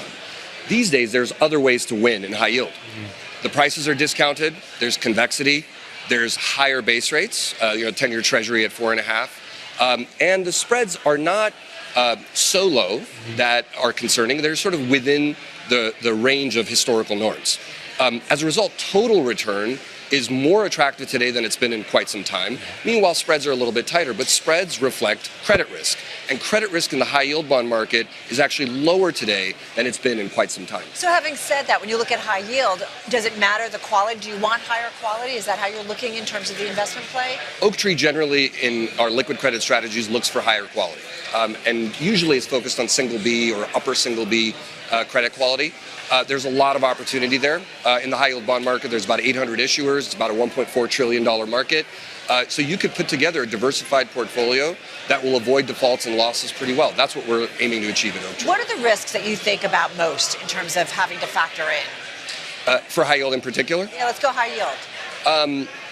I think high yield is a pretty bifurcated market. Half of high yield today is trading at a 200 spread. Wow. So when you think about that, you say, well, how do I actually get the return that I want? Can't really get it with 200 spread. That's kind of more consistent with investment grade bonds. Right. So you have to look at single Bs, and you have to really select credit carefully. It's really easy to make bad decisions. It's easy to make some mistakes. And so avoiding triple Cs that have, generally speaking, shorter maturities, I think those are going to be the locus of a lot of defaults over the next 2 years. But within that single B category, can you really put together a well-diversified by industry, by region portfolio that could outperform the markets through a cycle? You can just push that in. I know it's a little crazy. No, don't be. We want to make sure you can hear us. All right, let's move on and talk a little bit about M&A or the LBO environment right now. I think a year ago there wasn't a whole lot to talk about there. We've seen activity start to pick up a little bit. What are you seeing? Absolutely. The forward pipeline for M&A deal flow is certainly better than the last 6 months, and I think it's a combination of factors. First of all, spreads have come in, both in broadly syndicated loans and in private credit. Over the last 12 to 18 months, there's probably been about 100 to 150 basis points of spread compression. Meanwhile, the private equity firms that have dry powder, they have a ticking time clock, and they really need to deploy that capital. And they took a pause for about 12 to 18 months. So now they're back and a little bit more realistic to have to pay up a little bit to buy good businesses. And meanwhile, the sellers of those businesses, they're also getting realistic because they have investors telling them that they want their capital back too. So the bid ask has narrowed, and the frequency of deals that we're seeing in the market looking for financing solutions has picked up. That's interesting you say that about that gap between, I guess, realism and just, fantasy, because that was a big topic of conversation last year, that buyers and sellers were just so far apart here. Who has actually given in on that? Has it been the seller has finally woken up to the fact that maybe this just isn't as valuable as I thought it was? I think they've both moved a little bit. Yeah. When you're a seller and you own let's say you're a private equity firm, you own a business, you have it marked at a certain valuation. It takes a little bit of time to move that value down as you kind of reassess the market conditions. So I think generally speaking, those valuations have been stable to maybe declining, and it allows those private equity firms to transact more. If they could get a price that's as good or better than their mark, they're more likely to sell. And by the way, they had marked up their positions, generally speaking. If they paid $100 million in equity to buy a business, generally speaking, after a 2-year period, they had it marked at 1.5 times, 2 times already. Yeah. And so it was a factor of kind of bringing that down and managing that, the appearance of sort of your marks and the legitimacy of those marks. Hey, let's talk about some of the upcoming loan maturities that are coming next year and for the years to come. What kind of opportunities does that present for you guys? It's a huge market opportunity for Oaktree. We are one of the world's largest providers of capital solutions, and we just see a very large tail of credit risk or just issues because there were a lot of borrowers that took on credit when base rates were near zero, never contemplated 5% or 5.5% SOFR, never contemplated 4.5% Treasury rates. And so the owners of those businesses have found themselves where they're good businesses. They've actually grown over the last 5 years, but they have not grown into a capital structure that is now 400 basis points more expensive than it was 5 years ago. Big difference. Huge difference. So capital solutions, rescue lending, that's a huge part of what we do at Oaktree. And I expect that over the next 2 or 3 years, we're going to be very, very active there. Any signs already that you're starting to see it or not yet? Well, we've seen some maturity-driven rescue lending even in 2023. We were quite active last year. And so what we're not seeing yet is cash flow shrinkage rescue lending. So in other words, if a company is not performing well and just can't cover its interest expense, that's a little bit riskier than what most rescue lenders want to step into, at least at this time. It's been more focused on maturities. And the maturity schedule really kicks in 2026 and 27. So 2025, sort of a year in advance that maturity, is when it's going to be the most active. What do you think is going to be the outcome of that? Are we going to start to see basically just sales from one fund to another? Are we going to see a real exit into public markets? Or are we just going to have to sort of address the fact that some of these companies are just going to go away? I think that it's just going to be kicking the can. I don't think there will be exits writ large. I think the best businesses owned by private equity firms will certainly get sold. But we're really talking about the sort of the middle of the pack or the worst positions in a private equity fund. They will want some sort of solution to kick the can down the road, and they're not going to want to draw capital from a fund that was raised in 2017 or 18 to support those. But that gets to sort of where the economy is and where rates are. And I know Oaktree is always loath to kind of make macro predictions, but if we do get maybe a little bit of easing in rates and financial conditions, and at the same time, economic growth holds up at least some sort of sustainable level, does that not offer any relief? It can, but I think that those two statements are at odds with one another.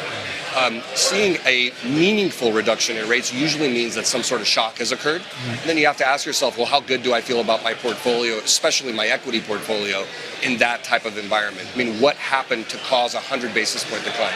A 25 to 50 basis point decline, I think, is immaterial in light of where we've gone in rates. I think you really need to see a 100 or 200 basis point decline to really see a broad-based relief for some of the most levered borrowers in the market.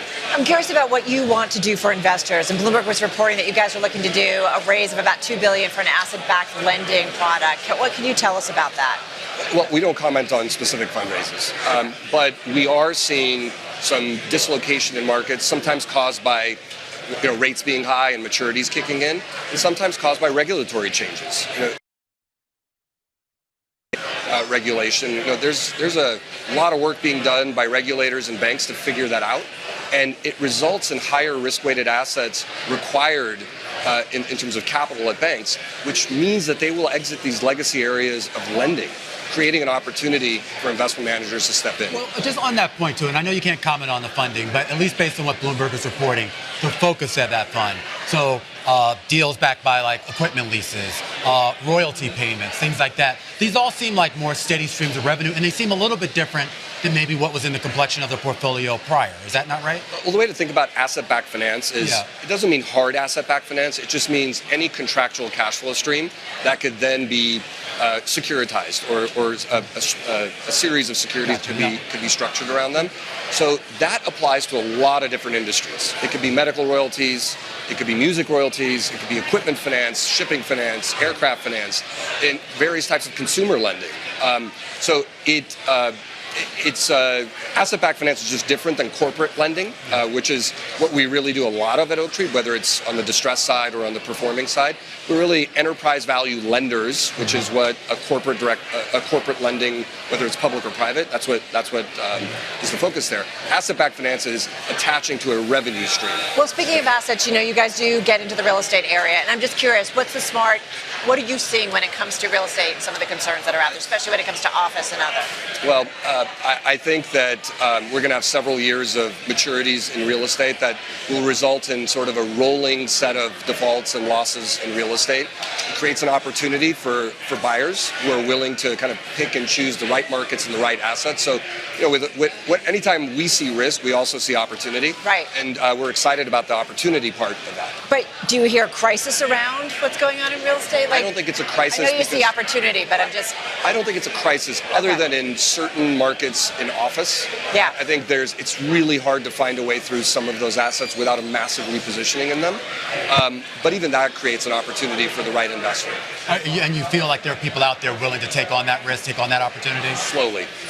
It's not there, even though there's a lot of capital parked on the sidelines, generally, especially for credit, we're not seeing a lot of that capital flood into real estate all at once right now.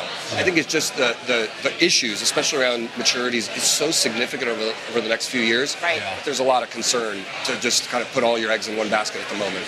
All right, Armen, we have to leave it there. Always great to get your insights. What you and the guys over and the folks over at Oaktree are doing, always really insightful.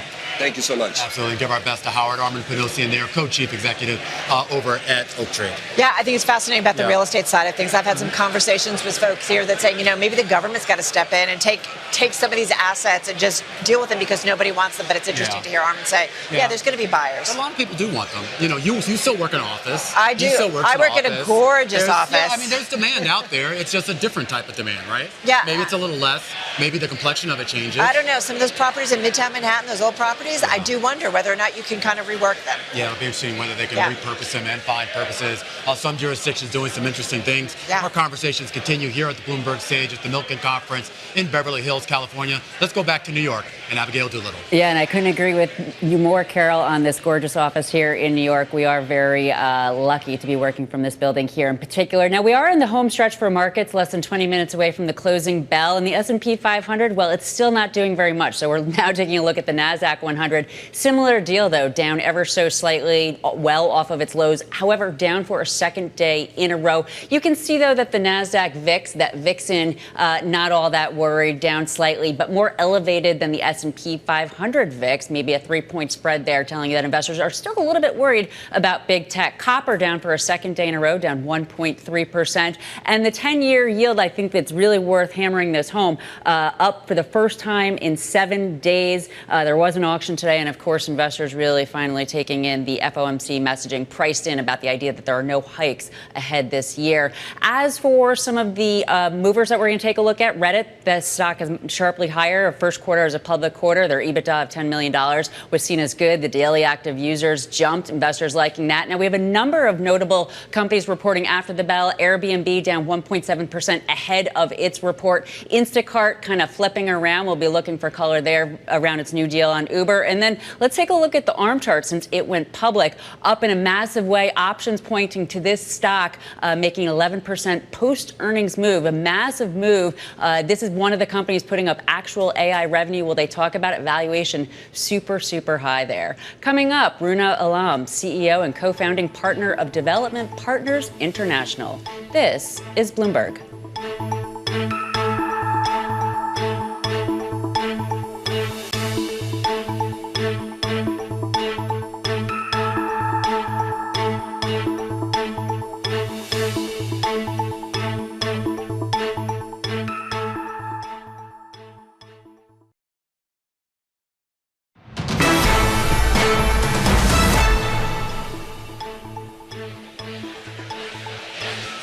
Welcome back to our live special coverage of the Milken Global Investment Conference here at the Beverly Hilton in Los Angeles, California. I'm Romaine Bostick. I'm Massar. And we've had some pretty good discussions today. Obviously, there's been a big focus on what's going on here domestically. But I had a chance to catch up with a few people who are really investing internationally. Now, Runa, she's a co-founder and the co-founding partner of a company called Development Partners International, and they just focus on companies in the Pan-African region. I love this because we've been I feel like a lot of U.S.-centric, if you will, so it's interesting to see what she has to say. And this gets back to the whole idea. Everybody's looking for that next big opportunity. Right. She was on a panel this morning that really talked about digital transformation and how that could actually close the global growth gap. And she talked a lot about how these African companies, they're not looking to export their skill set. They want to kind of keep this internal here. It's an interesting dynamic. Let's take a listen as to what she had to say. The opportunity in this space is the pure demographics and all the secular trends. Huge population growth. 1 out of every 4 humans in the world by 2050 will be in Africa. Huge urbanization. 18 out of the 30 biggest cities in the world will be in Africa. Huge digitization. And really great opportunities for a private equity investor like myself to invest there. Am I finding it in Milken? Absolutely. There's a lot of talk about digitization. There's talk about the global south. So it is being worked in all the discussions here. So to break up, I mean, it's interesting you mentioned the global south, because when a lot of people talk about it, you hear it a lot more in the context of some of the Latin American nations, as well as some of the Southeast Asian nations. Break it down as to how some of the African countries fit into that. What's the hierarchy? I do think the great investment opportunity in Africa is the lack of discussion about Africa. So how does it work? Yes, Africa is probably developmentally a little bit behind East Asia, but it is interesting to note that in the next 5 years, Africa will grow as fast as Asia, at 5% a year. And because of the low level of legacy assets and the low level of growth, the investment opportunities are huge. As someone said before, you see a town where the kids have no shoes. You can either be kids have no shoes, this is bad, or you can say, I can sell them shoes. In Africa, the amount of demand for consumer products, be they pharmaceuticals, be they a bank account, be they agribusiness, FMCG, all of those things, huge unmet gap. Compared to the rest of the world, other EM, bigger demand. If you look at China, Africa actually will have a bigger working population by 2035 than either China or India. A young population, China is leveling off on that. So all of that will lead to growth and opportunities. Is that exportable growth or opportunities, or does that even matter? Well, I think that Africa, as McKinsey called it, we call it the African Lions. They're more about intra-Africa growth, intra-Africa trade, rather than exporting to the US and Europe. So it doesn't matter in the sense that it still leads to growth. It does matter to investors in the US if you want to hedge. The correlation Africa to the US is much less than East Asia. It's much less than LATAM. So if you want something that hedges a bit the US, Africa's the investment destination. You're coming off a panel this morning that was about digitization and that closing the global growth gap. When you hear about African industries, and particularly the companies that have been successful, a lot of them seem to fall into that space, whether it's telecom, internet, et cetera here. Is that the primary investment opportunity there now? I think because digitization goes across all industries, it's an opportunity in different segments with the theme of digitization. What do I mean by that? In our fund, we're doing 3 things. First, investing directly in fintech companies. We have a company called Optasia, a company called Ukesh that covers all of Africa and Southern Africa. We are doing turnarounds of legacy assets, which is really one of the most interesting things happening in Africa. Look at a company like M&T Holland in Egypt. A few years ago, they were leasing tuk-tuks, handwriting microloans. What they're doing today is purely fintech, millions of customers, only unicorn in Africa for several years, and it's a PE company. So, and then finally, embedded finance, where we're taking our company that's in a different area, like specialty chemicals, Celevo in West Africa, Home Choice in Southern Africa, and by putting a digital part to that, we're actually growing the valuation, we're growing number of customers, we're making them more efficient. So in Home Choice, selling home goods to women primarily, they had a side of the company that was giving credit to these women. That side of the company became really a lender, is much, much bigger and fintech through digitization than the original company. For investors who want exposure to that, are there relatively easy avenues? Obviously, they can go through somebody like your company at Development Partners, but are there enough of those companies out there for investors who want that type of access? There are opportunities, and but I would say that the opportunities are through direct investment or through funds like ours, because a lot of these companies are not yet public, so they're not reflected in the 23 stock exchanges in Africa quite yet. There are some. You will see in the future that they will be. Some of our companies, frankly, are not only just listing in Africa and in London, but actually they're going to the Middle Eastern stock exchanges because of proximity. So eventually there will be opportunities on the listed side. Right now it's direct investments and private equity. Runa Alam there, the CEO and co-founding partner over at Development Partners International. She has her primary focus really on African companies. Well, I feel like some of the earlier conversations we talked about how much investment into Africa specifically has come out of China, but they have really pulled back over their own concerns and slowdowns, if you will.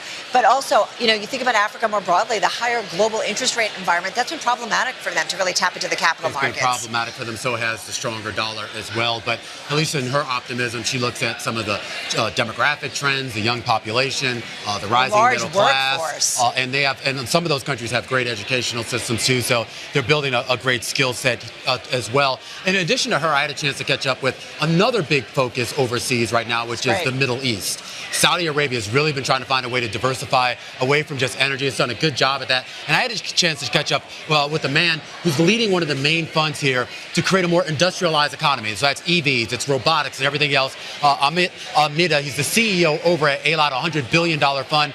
Here's what he had to say here about Saudi Arabia's ambitions for advanced technology. Listen, there's a lot of great things happening in the kingdom. We can talk for hours on that.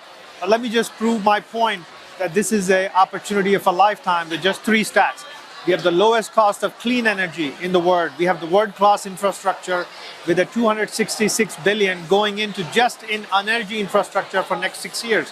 This is the world-class grid and world-class energy transition infrastructure. 2, AI is changing everything. Automation. We announced the first factory of robotics, which will start exporting the robots for service and for production all over the world, built right in Riyadh.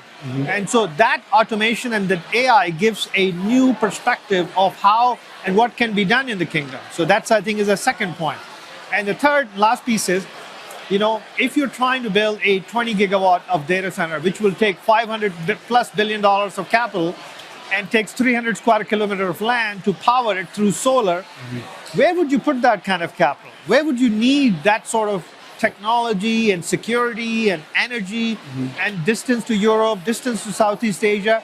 So we feel like the geographical location of us is and the power and energy we have and the capital we have and the vision and the leadership of His Royal Highness Crown Prince to move the country forward with Vision 2030 is going to make a lot of industry come our way. Do you have the people, the manpower to do this there, the skill set? We absolutely going to look at the world's best talent from wherever we are. And this is how I am in this job. They are looking at me as the leader to help create a global world-class organization and yet continue to take our local talent to the next level as well. There's a lot of raw material that is world-class. Women particularly have the best scores in the university. They have a high graduation rate. And today, their participation is 36% in the workforce. Why it can't be 40, 50% and beyond? So there is a significant opportunity for industry to tap onto this world-class talent. How far along are you in building out that manufacturing capacity for these various projects? So the first factory, as I mentioned, for robotics is going to open this year, even though it just got announced a few months back. We are continuously looking at new opportunities. So we are like an investor upfront, like a private equity, where the opco, where we operate an asset and we bring the best of the kingdom. And then we also create value like a private equity company that will ensure the global transformation can happen. So we want to partner with world-class companies that have a management that is focused on transforming companies and creating value. And as a result, if we can do that right, we can bring the manufacturing capacity and capability in kingdom. But we have to partner it. We have to really have a bold vision to transform the companies and transform the kingdom. Obviously, when we talk about AI or robotics, these are big, broad themes. With the creation of the technology and, more importantly, the end products for this, are there specific industries, specific sectors that are going to benefit from this more than others? Well, let's look at this. Like robotics, I may not have mentioned, but this is an autonomous factory which robots build robots. Think about that. That's like a labor force that is getting built on a daily basis, right? Then look at the smart health. Some of the deals hopefully will announce by end of June. You know, it's a fully autonomous factories. These are medical grade, world-class factories, whether it's a, wearables or equipment, they will be fully becoming autonomous as well. Yeah. Then the next stage when you look at this is energy and capital becomes more important. So we have to get that ready. And last but not least this is all about trusted, secure partnership with world-class leaders, where semiconductor, AI can be manufactured in a secure and trusted manner. So there is no other concerns from a geopolitics perspective. The key word there is you said trusted. Trusted. And as you know, in the world of geopolitics right now, there's a lot of mistrust between nations, particularly when it comes to technology, particularly semiconductors or anything that could be leveraged for both commercial use and maybe military use. How do you navigate that? Are you creating products that are going to be compliant with U.S. sanctions, compliant with wherever the tea leaves are blowing between the U.S., Europe, China, whatever, in terms of protecting their own intellectual property? Listen, Saudi Arabia has a tremendous reputation of being dependable, being trusted partner, of supplying the energy for decades and decades it has been. We would like to hope to achieve the same sort of status in our semiconductor and AI side as well. US is the number one market, US is the number one partner, and we hope we can partner more deeply. And trusted and secure is a key word for us. And that was Amit Midha. He's the CEO of Saudi Arabia. This is this new big investment fund that's specifically designed to sort of create manufacturing opportunities. So that means designing robotics, designing cars, and designing chips. And my last question, I really did ask him, I was like, can you be compliant with U.S. sanctions and still sell chips to China? He said there was maybe some room to do that. But this also came on the same day where we got news that the U.S. is announcing broader restrictions, basically saying that any license that Huawei had to buy semiconductors from U.S. companies, like an Intel or Qualcomm, that license has been revoked, and that's the issue he's going to have to deal with. Yeah, absolutely, right? It gets much more complicated, but you do wonder about, we talked about, things like semiconductors and chips. We need them for everything, and whether or not governments start to look the other way a little bit because they know the impact it would essentially have on their own, citizens, if you will, in terms of access to them and the products that they go into. So, I don't know.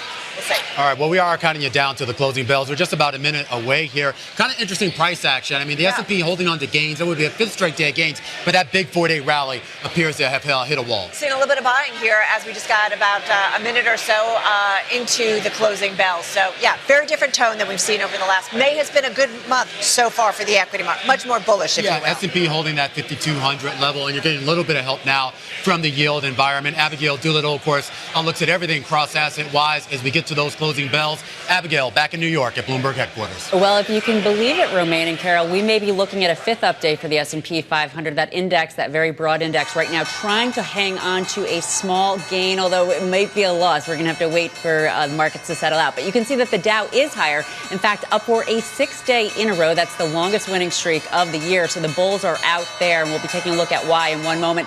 The S&P 500 down slightly, trying to figure out how that's going to settle exactly. exactly. But to your point, Romaine, if it does stay on to the red, it will be breaking a 4-day winning streak. And the NASDAQ down 0.2%. That is a 2-day losing streak for the tech-heavy index. It's the Russell 2000, though, that's really down the most. Now, well off the lows. At the lows, this small-cap index had been down closer to 1%. Right now, closing down about 0.5%. A couple of the notable laggards there include MicroStrategy and Carvana. Let's take a look at the composition, the sector composition, though, for the S&P 500. It's really very interesting. Utilities, that's a defensive sector right now, up 1%. Some folks are saying the fact that you have the utilities rallying as yields are going higher, that really should not happen because it means that those dividends don't look as attractive. It could suggest that some investors are seeking havens right now with stocks close to, not near, but close to those all-time highs, just a little ways away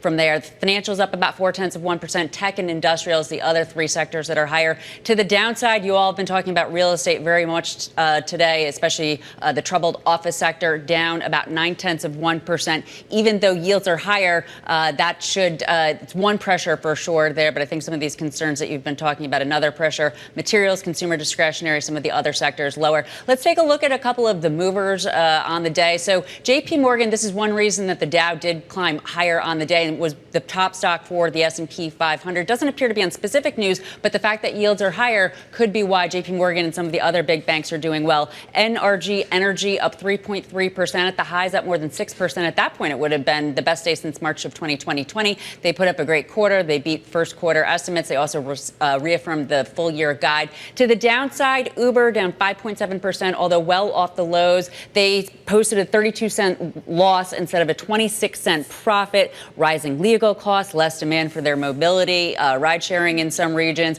plus up more than 80% into the print. Investors wanted more. And EA, we haven't talked about this one. Electronic Arts, the gaming chart down 3.8%. The worst day since August of 2023. A big miss there. The outlook disappointing also on fewer new game releases, weakness with one of the games, and macro headwinds. We'll also be having some movers relative to earnings coming up shortly as they break. In fact, Instacart right now is breaking. I'm just going to pull that up to see exactly how the stock is reacting. And we are taking a look at this here, and the stock appears to be soaring, up 3.9% in post-market trade.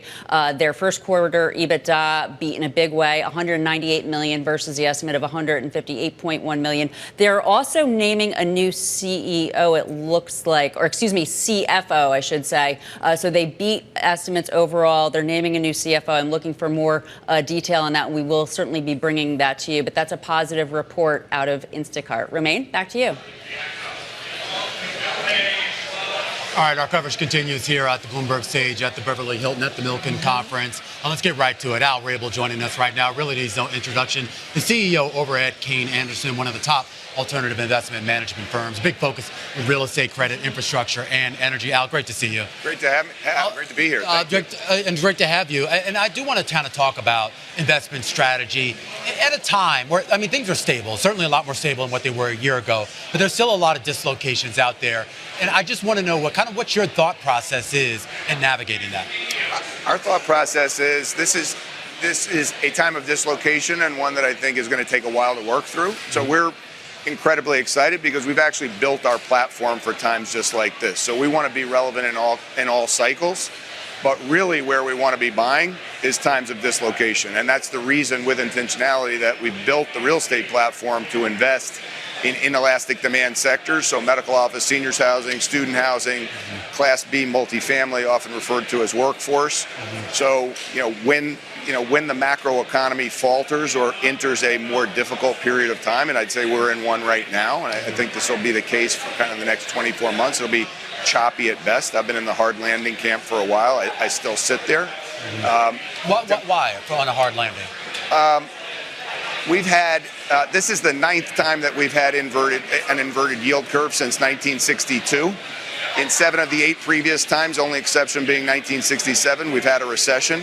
So there is a great deal of historical precedence for the fact that a recession follows an inverted yield curve. I also think that bank balance sheets are in a very precarious position at the moment. I do think that means that I think effectively Powell eased rates last month, by essentially saying that the Fed was comfortable with a bigger balance sheet. That was an effective ease. I do think that we will see 2 to 3 rate So you didn't decreases. interpret that, what he said, as hawkish? I did not. I interpreted it as dovish, and I think that it took the market a little bit of time to digest, but now we've seen sort of 7 of 8 up days. You've seen the 10-year Treasury drop from 470 to 440, 445. So I think the market digested what he said, and I do think that he's looking for a reason to ease. I think he understands that the bigger risk between price inflation and asset deflation is asset deflation, because bank balance sheets right now have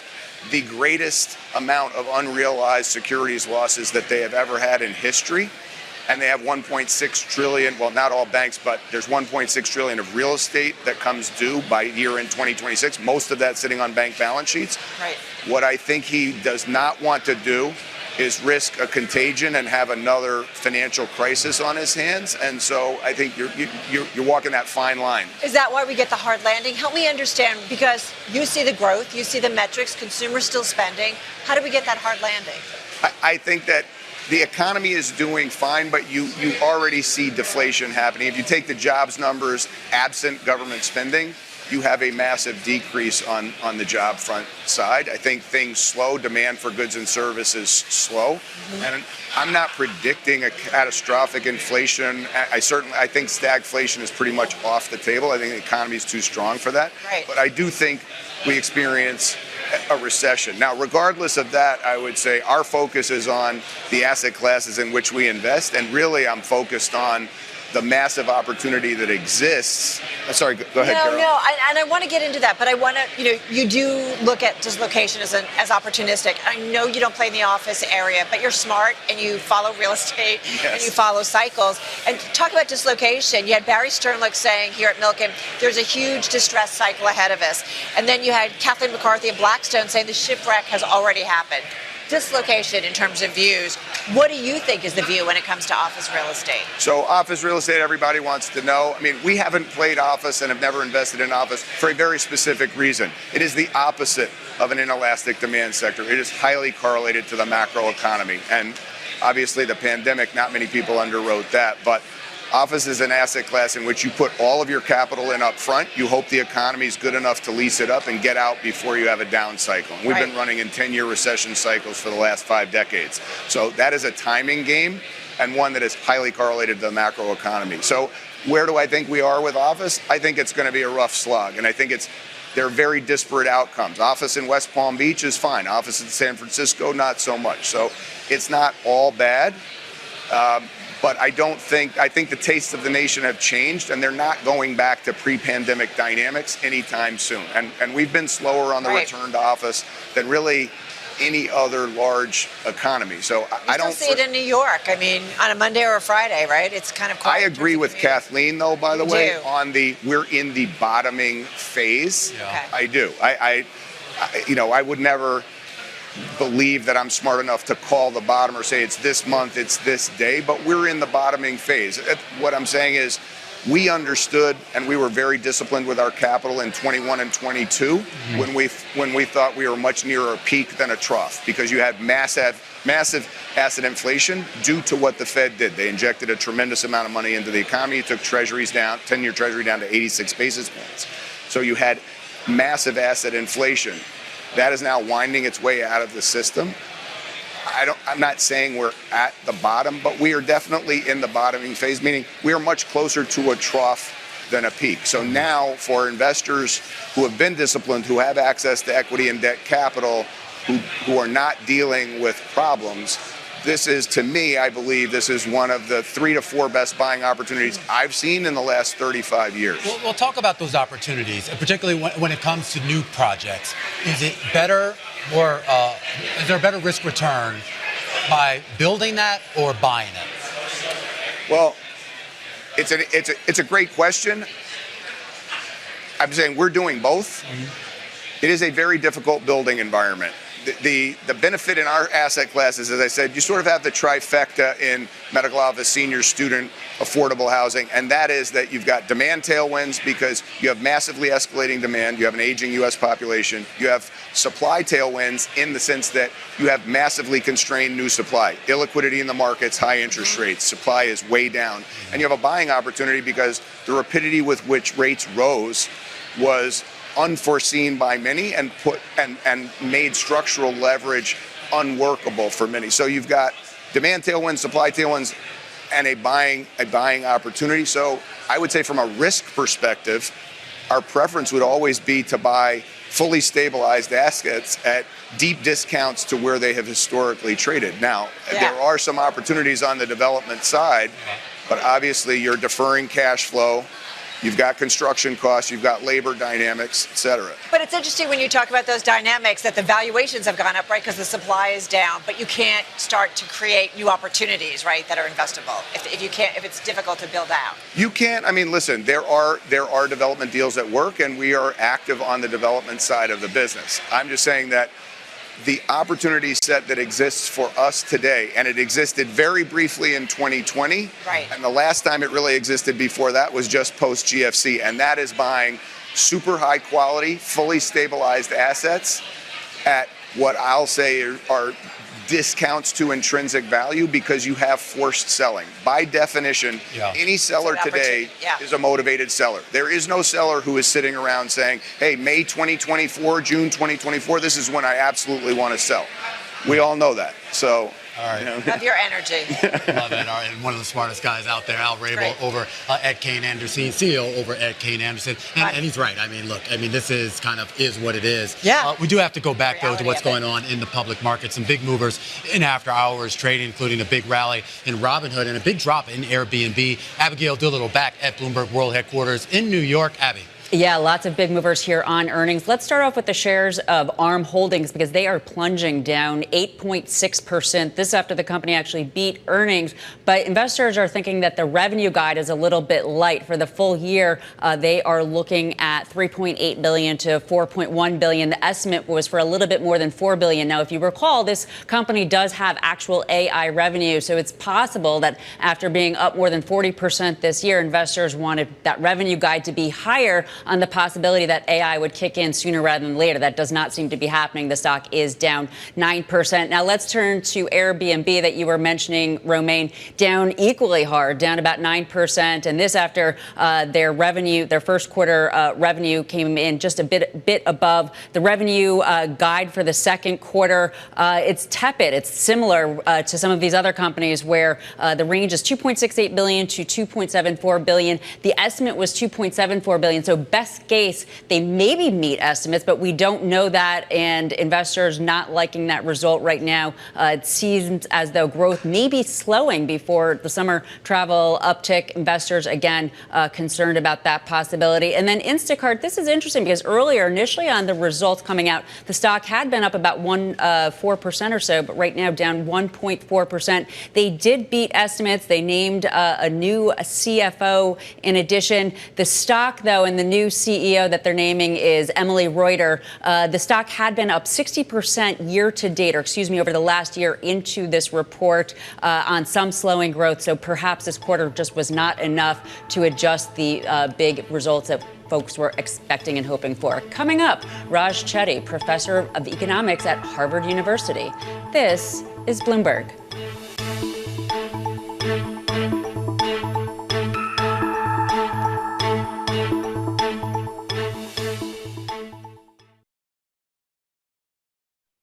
Season is here. This is a get out the popcorn moment. And across the board, just pummeling of expectations. Earnings matter. That's really clear. Bloomberg is first to break the numbers. Hey, folks, we've got Microsoft. Apple earnings crossing the wire. Alphabet, coming in way above expectations. Hertz driving in the opposite direction. And lots still to come. With the smartest insights. Meta's kind of damned if they do and damned if they don't. Is this their iPhone moment? I view this as Operation Kick the Can to August. Continuing coverage on Bloomberg. Context changes everything.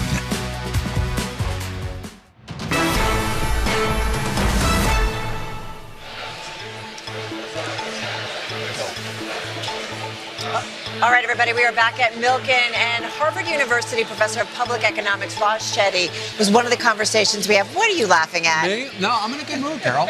We're almost done. Well, I have to say we had a great conversation. We had so much we wanted to talk to him.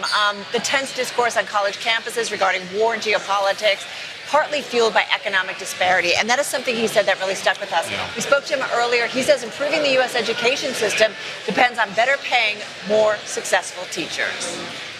You know, I think a cornerstone aspect of the American dream is the idea that through hard work, anyone has a chance to rise up in the income distribution relative to their parents. Historically, America was very much a land of opportunity in that way. Our studies show that for kids born in the middle of the last century, virtually all of them, 92% of them, went on to earn more than their parents. But if you look at the data today, for kids born in the 1980s who are turning 30 around now, when we're measuring their incomes as adults, it's become a 50-50 shot, a coin flip, as to whether you're going to do better than your parents and achieve the American dream. Why is it happening? So why is the American dream faded? You know, we think there are lots of different trends that are driving that, from increasing segregation, a stalling in levels of education. So in the past, as technology progressed, as we had more global competition, American workers were becoming more skilled, getting more education, getting more advanced knowledge, being able to compete with machines and with other people around the world. Around 1980, that progress basically stalled. We started to lose the race between education and technology. I come from a generation where the idea was you went to college, 4-year university, maybe to grad school. That was all part of that upward mobility promise. It seems like a lot of frustration, particularly with the generations behind me, the millennials, et cetera, have now said, look, that value proposition isn't the same, but you're still pushing us into those areas. Is there still an argument to be made that higher education can afford you that upward mobility? Yeah, so I continue to think, and I think the data show clearly, that higher education can be a great path to upward mobility, but it matters what higher education we're talking about. There are some colleges in America where we see very clearly if you manage to get into a highly selective college, it totally changes your trajectory in terms of what you're able to earn, the types of jobs that open up, the doors that open up to you. But there are other colleges in America where if you look at the outcomes, follow people over time who went to those colleges, they're not doing any better than kids who didn't go to college. So the value proposition is not there. And so I think what makes this challenging is that just saying college for everyone, we need everybody to get a higher education, it's not clear that's the solution. But that doesn't mean that education is not a pathway to upward mobility. We need to figure out how to get more kids to colleges that really are engines of upward mobility. How do we do that? Because for a while, it didn't seem like there was an alternative, right? Either you went to college and maybe prospered, or you didn't go to college and you ended up in just kind of a wage job. And maybe if you got lucky, you had some upward mobility. Yeah. But is there an avenue, whether it's vocational schools or whether it's a return or the resurgence of community colleges and 2-year programs? Yeah. So I think vocational schools can be part of the picture.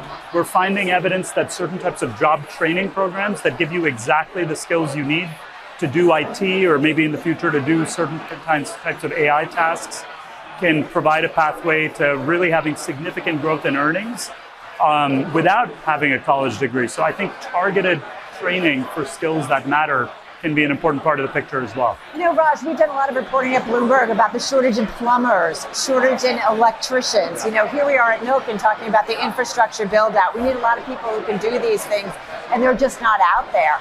So I'm just curious how you kind of roll that into, and how do we get to a point where, as an economy, as a society, we actually respect those types of jobs? Yeah. So I think part of what you're bringing up here, Carol, is that the issues here are deeper. It's not just about our higher education system. What we're seeing in the data is lots of kids, you know, let alone going to a 4-year college, they're not finishing high school or are not really motivated to get those jobs as plumbers or electricians, may not have the skills needed to navigate the labor market, the social skills, the kind of ability to adapt to different circumstances. And so my view is a lot of the way we fix these issues is going back to the roots of where the problems originate in elementary school or even before in the communities where kids are growing up. Well, do you feel like elementary, middle schools, high schools are failing us today? Because it's really interesting. I mean, I grew up going to an incredible public school system in New Jersey. My daughter, I had to do private schools because we were in an area where the public schools were horrendous. and increasingly we see people, paying to get their kids through school. So is our public educational system in some way failing us before the kids even can think about college? Yeah, I think there's serious issues in our public education system. Why are there serious issues? Some of which have to do with funding, but some of which have to do with constraints in our system. So if you look at the data, there's certain types of charter schools, for example, that show really good records of success, where they have high quality teachers, they're bringing kids into smaller classrooms, innovative curriculums where you're seeing really good outcomes for those kids. But then there are other charter schools where you see much less progress. And so the details really matter. We've got to get an education system that is prioritizing high quality output, just like in the private sector in America, businesses that succeed end up doing really well and gaining market share. But no offense, they succeeded when I went through, and public education, went to an Ivy League school. So they did work before. How come they're not working anymore? I think part of the issue is the other options that people have. So if you think about 30, 40 years ago, many highly qualified women became teachers. Now, many highly qualified women go into other careers that are much more lucrative in a relative sense than education. It becomes very challenging to retain talent in our public school system if we can't pay people enough to reward them for being in education, and that influences the next generation. But how do you fix that? This has been a problem we've talked about for a while. I always joke, I have a family full of former teachers, and with an emphasis on the former, because it was not a career path for a lot of them, primarily because it was not financially sustainable, and there was just a lot of stress involved in it that for a lot of them just wasn't worth it. Yeah. I think finances are part of it. I think part of it is somehow making teaching more of a prestigious profession where people feel like this is something that I really aspire to do. Yeah. But I also think part of it is just about flexibility in the way we pay people. So in most public schools in America, there's a lot of rigidity where your pay is basically set as a function of how many years you've taught. If you've got a star teacher who's really inspiring your students, there's no way to reward that teacher and say, we're going to pay you extra, give you that bonus, really work hard to try to keep you. In most of the jobs we're all in outside education, if you've got a star employee, you're going to try to keep that employee. And I think giving schools that latitude can make a difference. Raj, I do want to go back to colleges and universities and the process for prospective students to get into those universities. There's been a lot of back and forth over admission requirements, whether you use standardized tests, whether you don't. I know Harvard has gone back and forth on this here. What is the best barometer to measure whether a student is acceptable enough to be part of your university? So our team has been studying these issues recently. Last year put out a paper trying to understand who gets into highly selective colleges. Does it matter how you should evaluate students? Part of what came out of that paper is very clear evidence that standardized tests are actually some of the best predictors we have of how well kids do in college and after college. They're not perfect, and we worry that you can prepare for tests and you can take the test multiple times, and there may be certain biases inherent in those tests.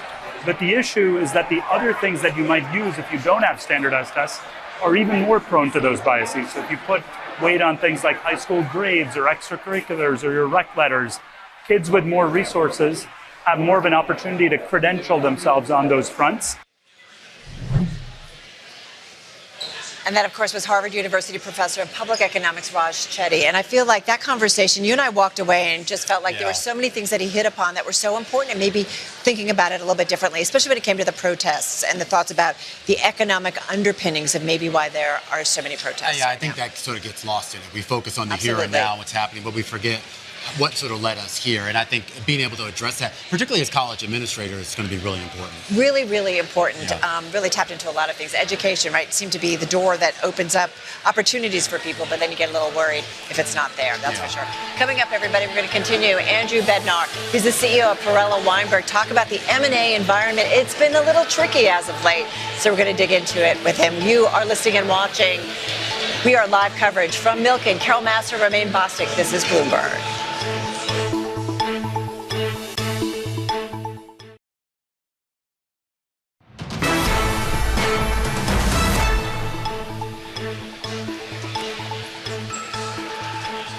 All right, everybody. Well, speaking of the environment, we've talked a lot about M&A. We are live here at the Milken Institute. let's talk about M&A volume. In the first quarter, totaling about $352 billion. That was up 70% from a year earlier, and the highest for the period since 2022. This is according to our data here at Bloomberg.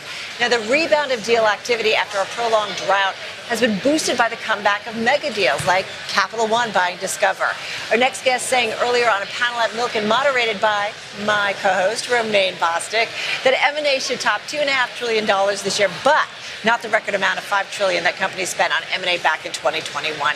With more on the deal environment, we're joined by Andrew Bednar. He's partner and CEO of the global investment banking firm Perilla Weinberg. So nice to have you here with us. Let's start big and broad.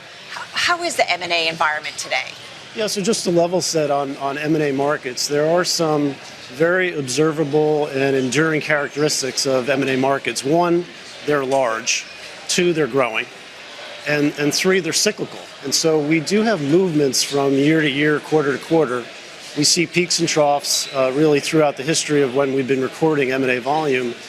But we are seeing higher troughs and higher peaks. And so therefore you get the dynamic of long-term secular growth, which has been persistent in the M&A markets. Now, we're today on a pace for about $2.5 trillion, which is what I mentioned in the panel yesterday with Romaine. I don't see $5 trillion in the near term. Usually when you have these peaks and troughs, from a peak, you usually fall down the elevator shaft. You go down very fast, and then you walk your way back up. And we're walking our way back up.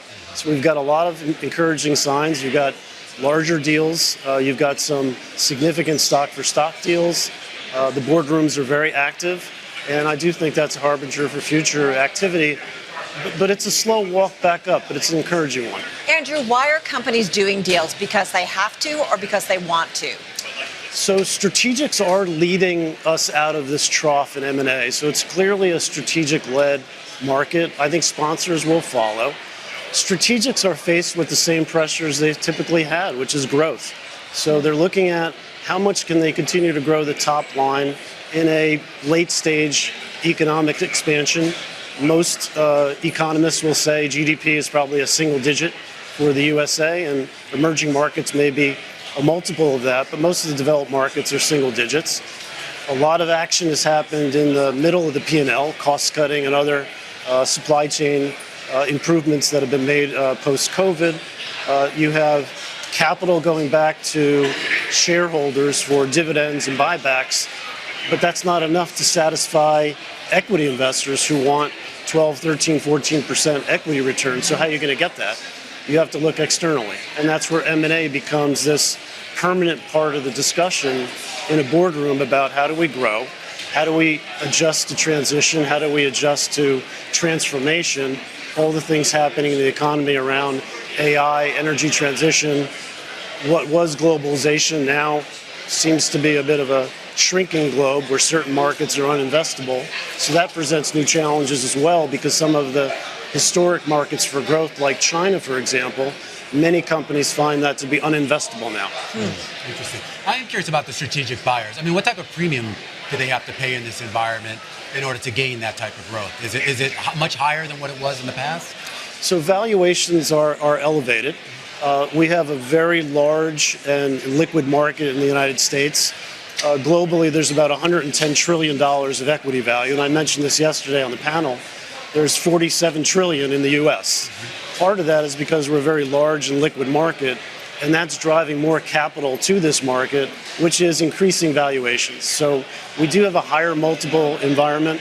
Premium is largely an output in what we do as M&A advisors and thinking through complex transactions with our clients.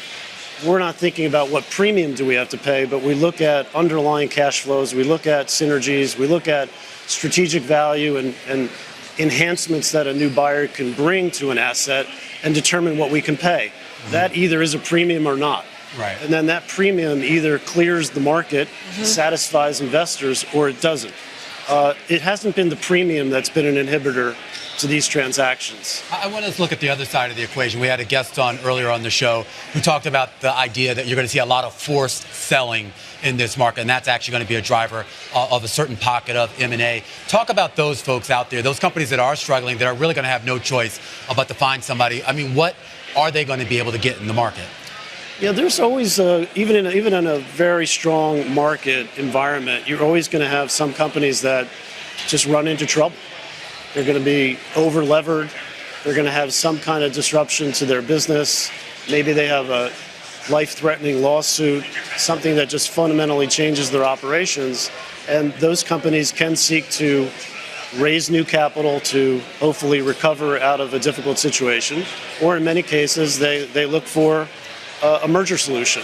And so whether it's a forced marriage or whether it's forced financing, you do see, many of those transactions playing out, not full-on bankruptcies, so not calling 911, I've got to go bankrupt, but we're in trouble, we need a new partner, and that partner could be a merger partner. I don't see a watershed event coming where you have a lot of forced sales. Rather, I see, and this was mentioned again in the panel yesterday, thousands of companies held in private hands that are not really with their natural perpetual owner. Those owners are there as custodians for a time period, private equity and otherwise, to help enhance value, deliver returns for their for their LPs in that case, and then reintroduce them to public markets or sell them to another party who's a better owner. We're going to see more of that, and those assets held in private hands, I think, will transact going forward, but there's still a valuation problem there. A lot of those assets were bought during a high multiple period, and a lot of owners are waiting for those multiples to come back. Do you think most of those properties that are held in private equity hands, it's a case that they'll be acquired, or is it a case of going IPOing or something and coming to the public market on their own?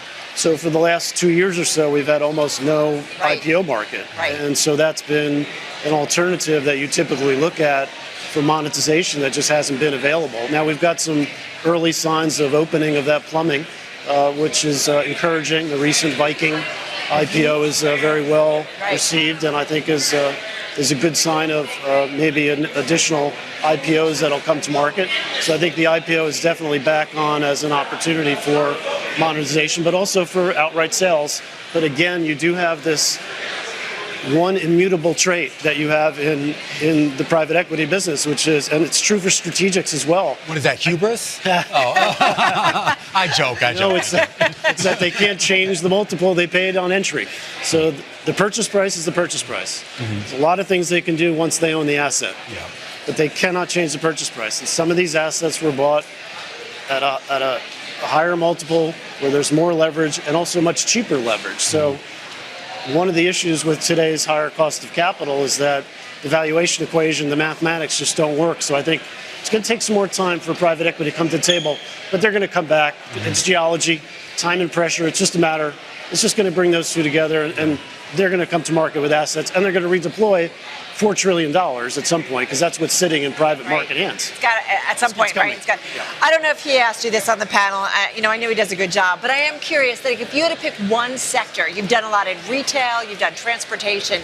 Is there one sector within the M&A environment where you're like, wow, there's going to be a lot. People are asking and want to do stuff right now. Where is there? Well, first of all, Romaine did an A-plus job on the panel yesterday. You have to rip a colleague every once in a while. Is there one sector? It's an interesting market, unlike 98, 99. It was all about telecom and tech and media. You had 2016, largely because of stress, was a big energy market for consolidation. I'm seeing this activity really in every sector.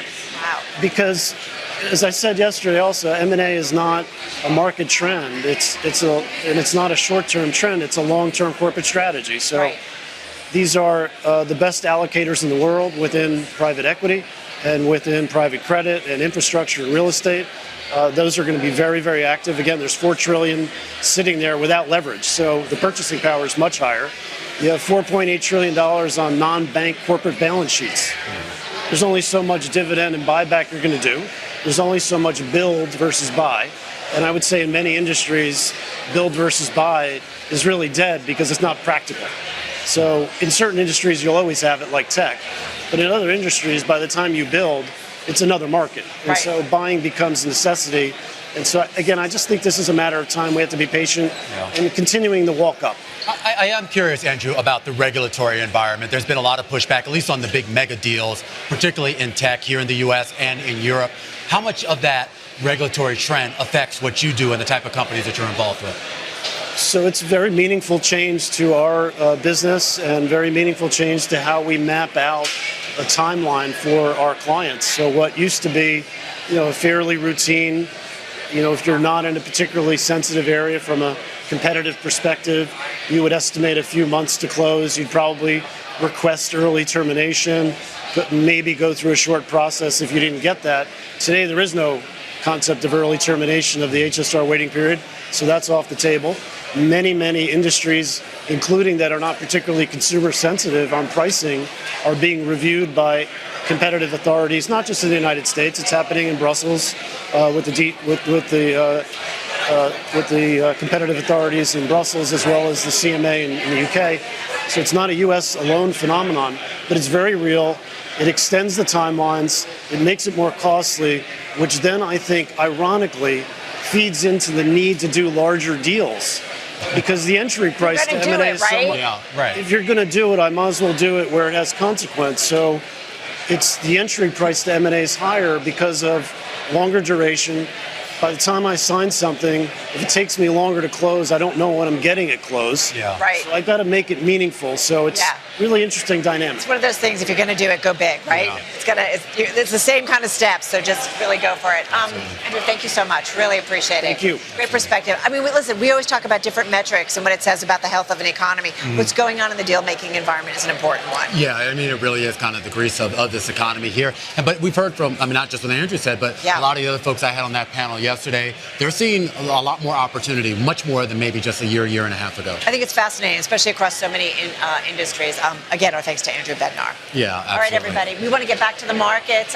Certainly some news after the close, too. For that, let's head back to our New York headquarters, Bloomberg headquarters, and Abigail Doolittle. Abigail, over to you. Indeed, Carol. And fitting to the conversation that you've just had, we have some earnings movers to take a look at, two of which are pandemic IPO babies. So maybe that's somehow a good sign that the IPO market is starting to open up. Robinhood Markets, the stock is really popping in the post-market action, up 6.7%. They put up a good quarter where they beat EPS. They also beat revenues coming in at $618 million versus the estimate of about $547 million.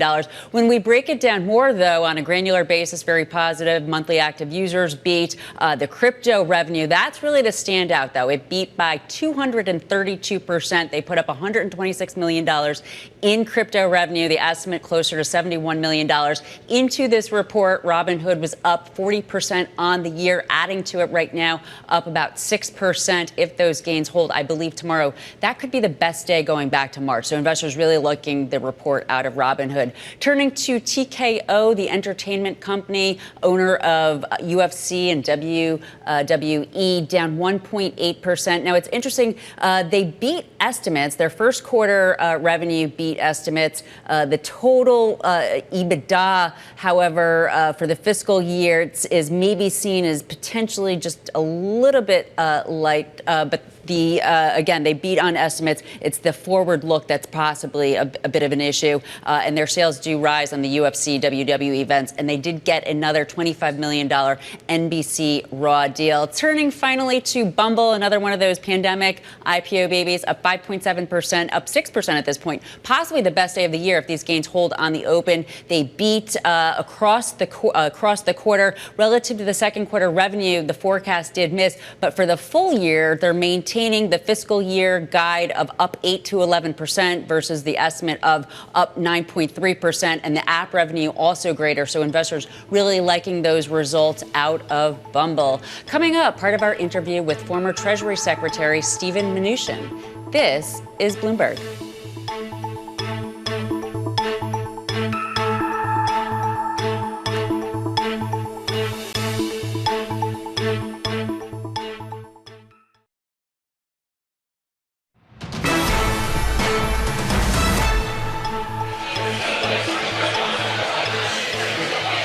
Welcome back to our live special coverage of the Milken Global Investment Conference in Beverly Hills, California. Romaine Bostick alongside Carol Massar. A lot of great conversations over the past 3 days, including one with the former U.S. Treasury Secretary Steven Mnuchin.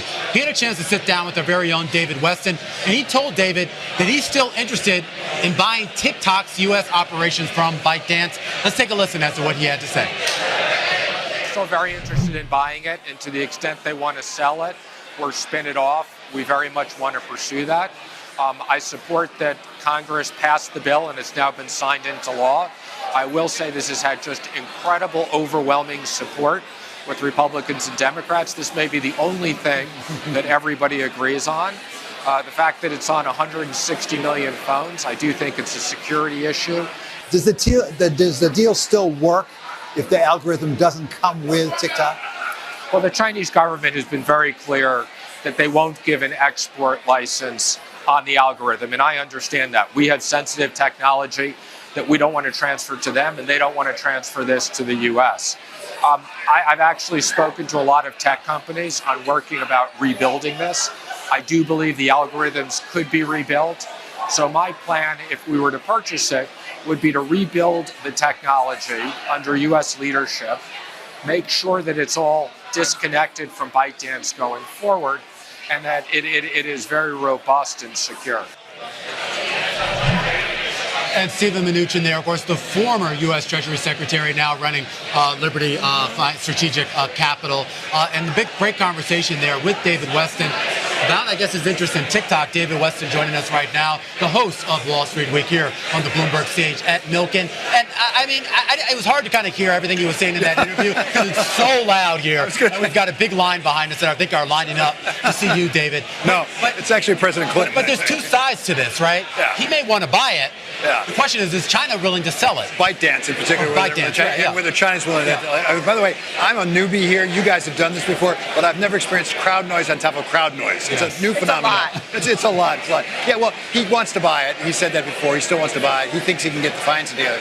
I was a little surprised at him saying, he'd buy it even without the algorithm, because that's the question. Without the algorithm. Without the algorithm, because he says he's talked to tech companies who've told him he can make another algorithm, which was surprising to me. That's surprising to me. I thought that was the secret sauce of TikTok, right? That's what I've heard, and a lot of people said if somebody else can replicate it, why haven't they already? Because it's so successful for TikTok.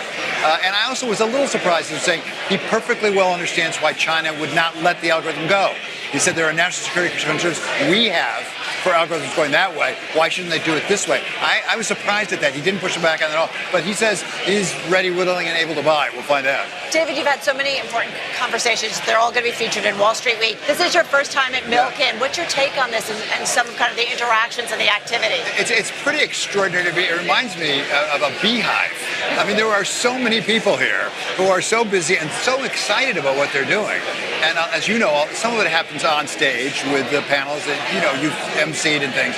A lot of it happens off to the side. Absolutely. And the main thing I've taken away, having talked to some of the people who are doing it, is this is really a powerful place for general partners to meet with their limited partners.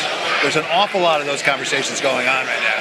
And one thing I did pick up that's interesting from a private equity person is some of the limited partners are none too happy right now because they'd like to get their money back, and they're not getting it back. And as you know, they're extending the times of the funds, and they're getting some pushback and some anger out of some of the limited partners, is what I heard. We were just talking about that with Andrew Bednar. He thinks that that's going to be create a wave of M&A activity ultimately because of all those private equity firms that have to ultimately exit and please their investors. They got to find some way out of it. The other thing, we talked to Mark Rowan at one point from Apollo. It's also a possible opportunity for private credit to come in and take some of that, right? Wait, nobody's talking about private credit. No, it hasn't been mentioned.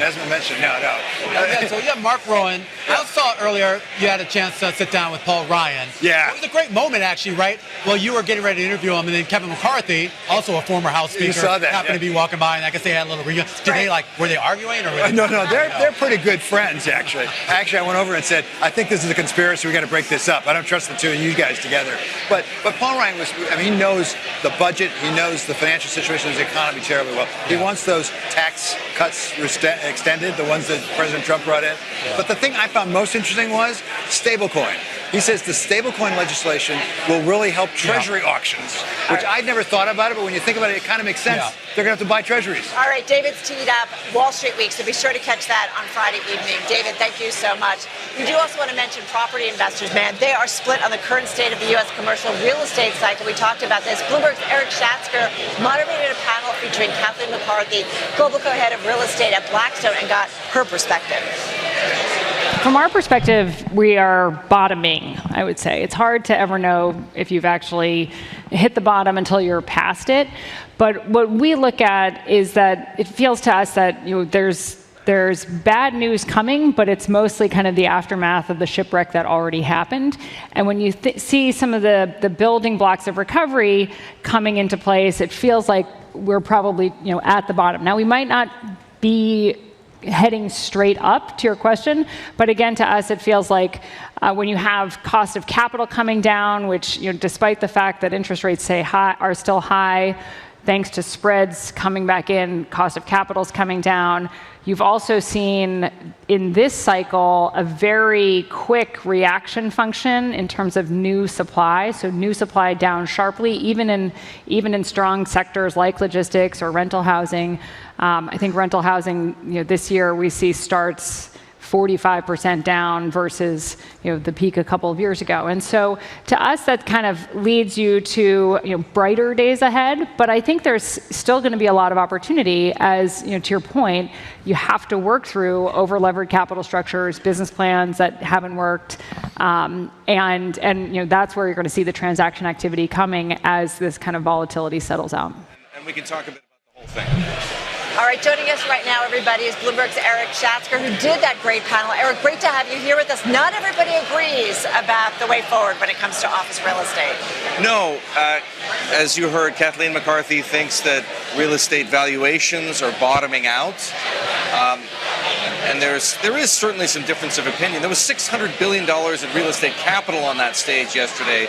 If you add it up between Kathleen McCarthy from Blackstone and Al Rabil from Kayne Anderson and Barry Sternlicht, of course, from Starwood, and David Steinbach from Hines, a firm that people haven't heard much of because they're based in Houston and they're private, but they manage $100 billion in real estate. Who knew? Yeah. One thing, there was some consensus, though, on that panel, even though Barry thinks that we're entering a prolonged period of distress in real estate, it's already time to start selectively buying. Maybe not backing up the truck, but he's been buying in Europe. Kathleen McCarthy and Blackstone have been buying in Europe. What they told us is that banks, interestingly, are more prepared to sell in Europe than they are here.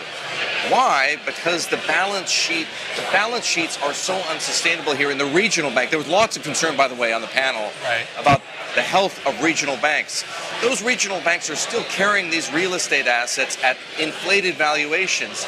If they were to sell them now, they would be insolvent. Right. It's interesting, though, because we've had a couple guests who said the same thing. Interested in Europe. I also heard a lot of interest in Asia real estate as well, for some reason. Did anyone on your panel actually? Yeah, it's the same. Yeah. I mean, look, real estate, as always, is local, right? Market by market. A lot of enthusiasm for Japan. We're seeing some remarkable stuff happen in Japan. It's a generational shift, and not just in interest rates, and not just in currency management. This translates through to the equity market and certainly to the real estate market as well. Think about it. If you have inflation in Japan, you can do what the Japanese haven't been able to do for decades already, which is start to raise rents, right? That's attractive when you're a real estate owner. Hong Kong is challenging because you have the exodus of the expats and the movement into Hong Kong of more mainland Chinese. Singapore, of course, is booming, but as everybody said, it's almost impossible to get into Singapore. Every building is fully leased to capacity. Every building in development is fully leased out. Yeah, I feel like David Hines, we talked about the greater China area. They have exposure, and it seems like they've been there for a while, and they're going to stay there. But we will see, certainly long term. Thanks so much for coming by. Yeah, I love it. Eric Schatzker, heavy hitters with David Wesson. They've been milling around the Milken conference. See, they're lining up for Eric and David and Bill Clinton. And Bill Clinton. I don't know if Eric's moderating that, but to come here. But I mean, that's really a nice way to wrap it up, too. Absolutely. Because we talk about just how broad this conference has gotten. I mean, obviously, the roots really go back to private credit in the old Drexel days. But this conference has really broadened to be much bigger than that. Yeah, I feel like we had a lot of conversations about M&A in particular, whether or not we start to see some of the deals come through. And that's connected back to the private equity. Those investors who want to see some of the private equity investments exiting some of those deals. And a much different sort of undercurrent of optimism this year relative to what we heard just 1 year ago when everybody was fretting about the recession, SVB, and the Fed. That's all over. We want to thank you for joining us with our special coverage here of the Milken Institute Global Conference in Beverly Hills, California. We did it, Carol. We did. Everybody, this is Bloomberg.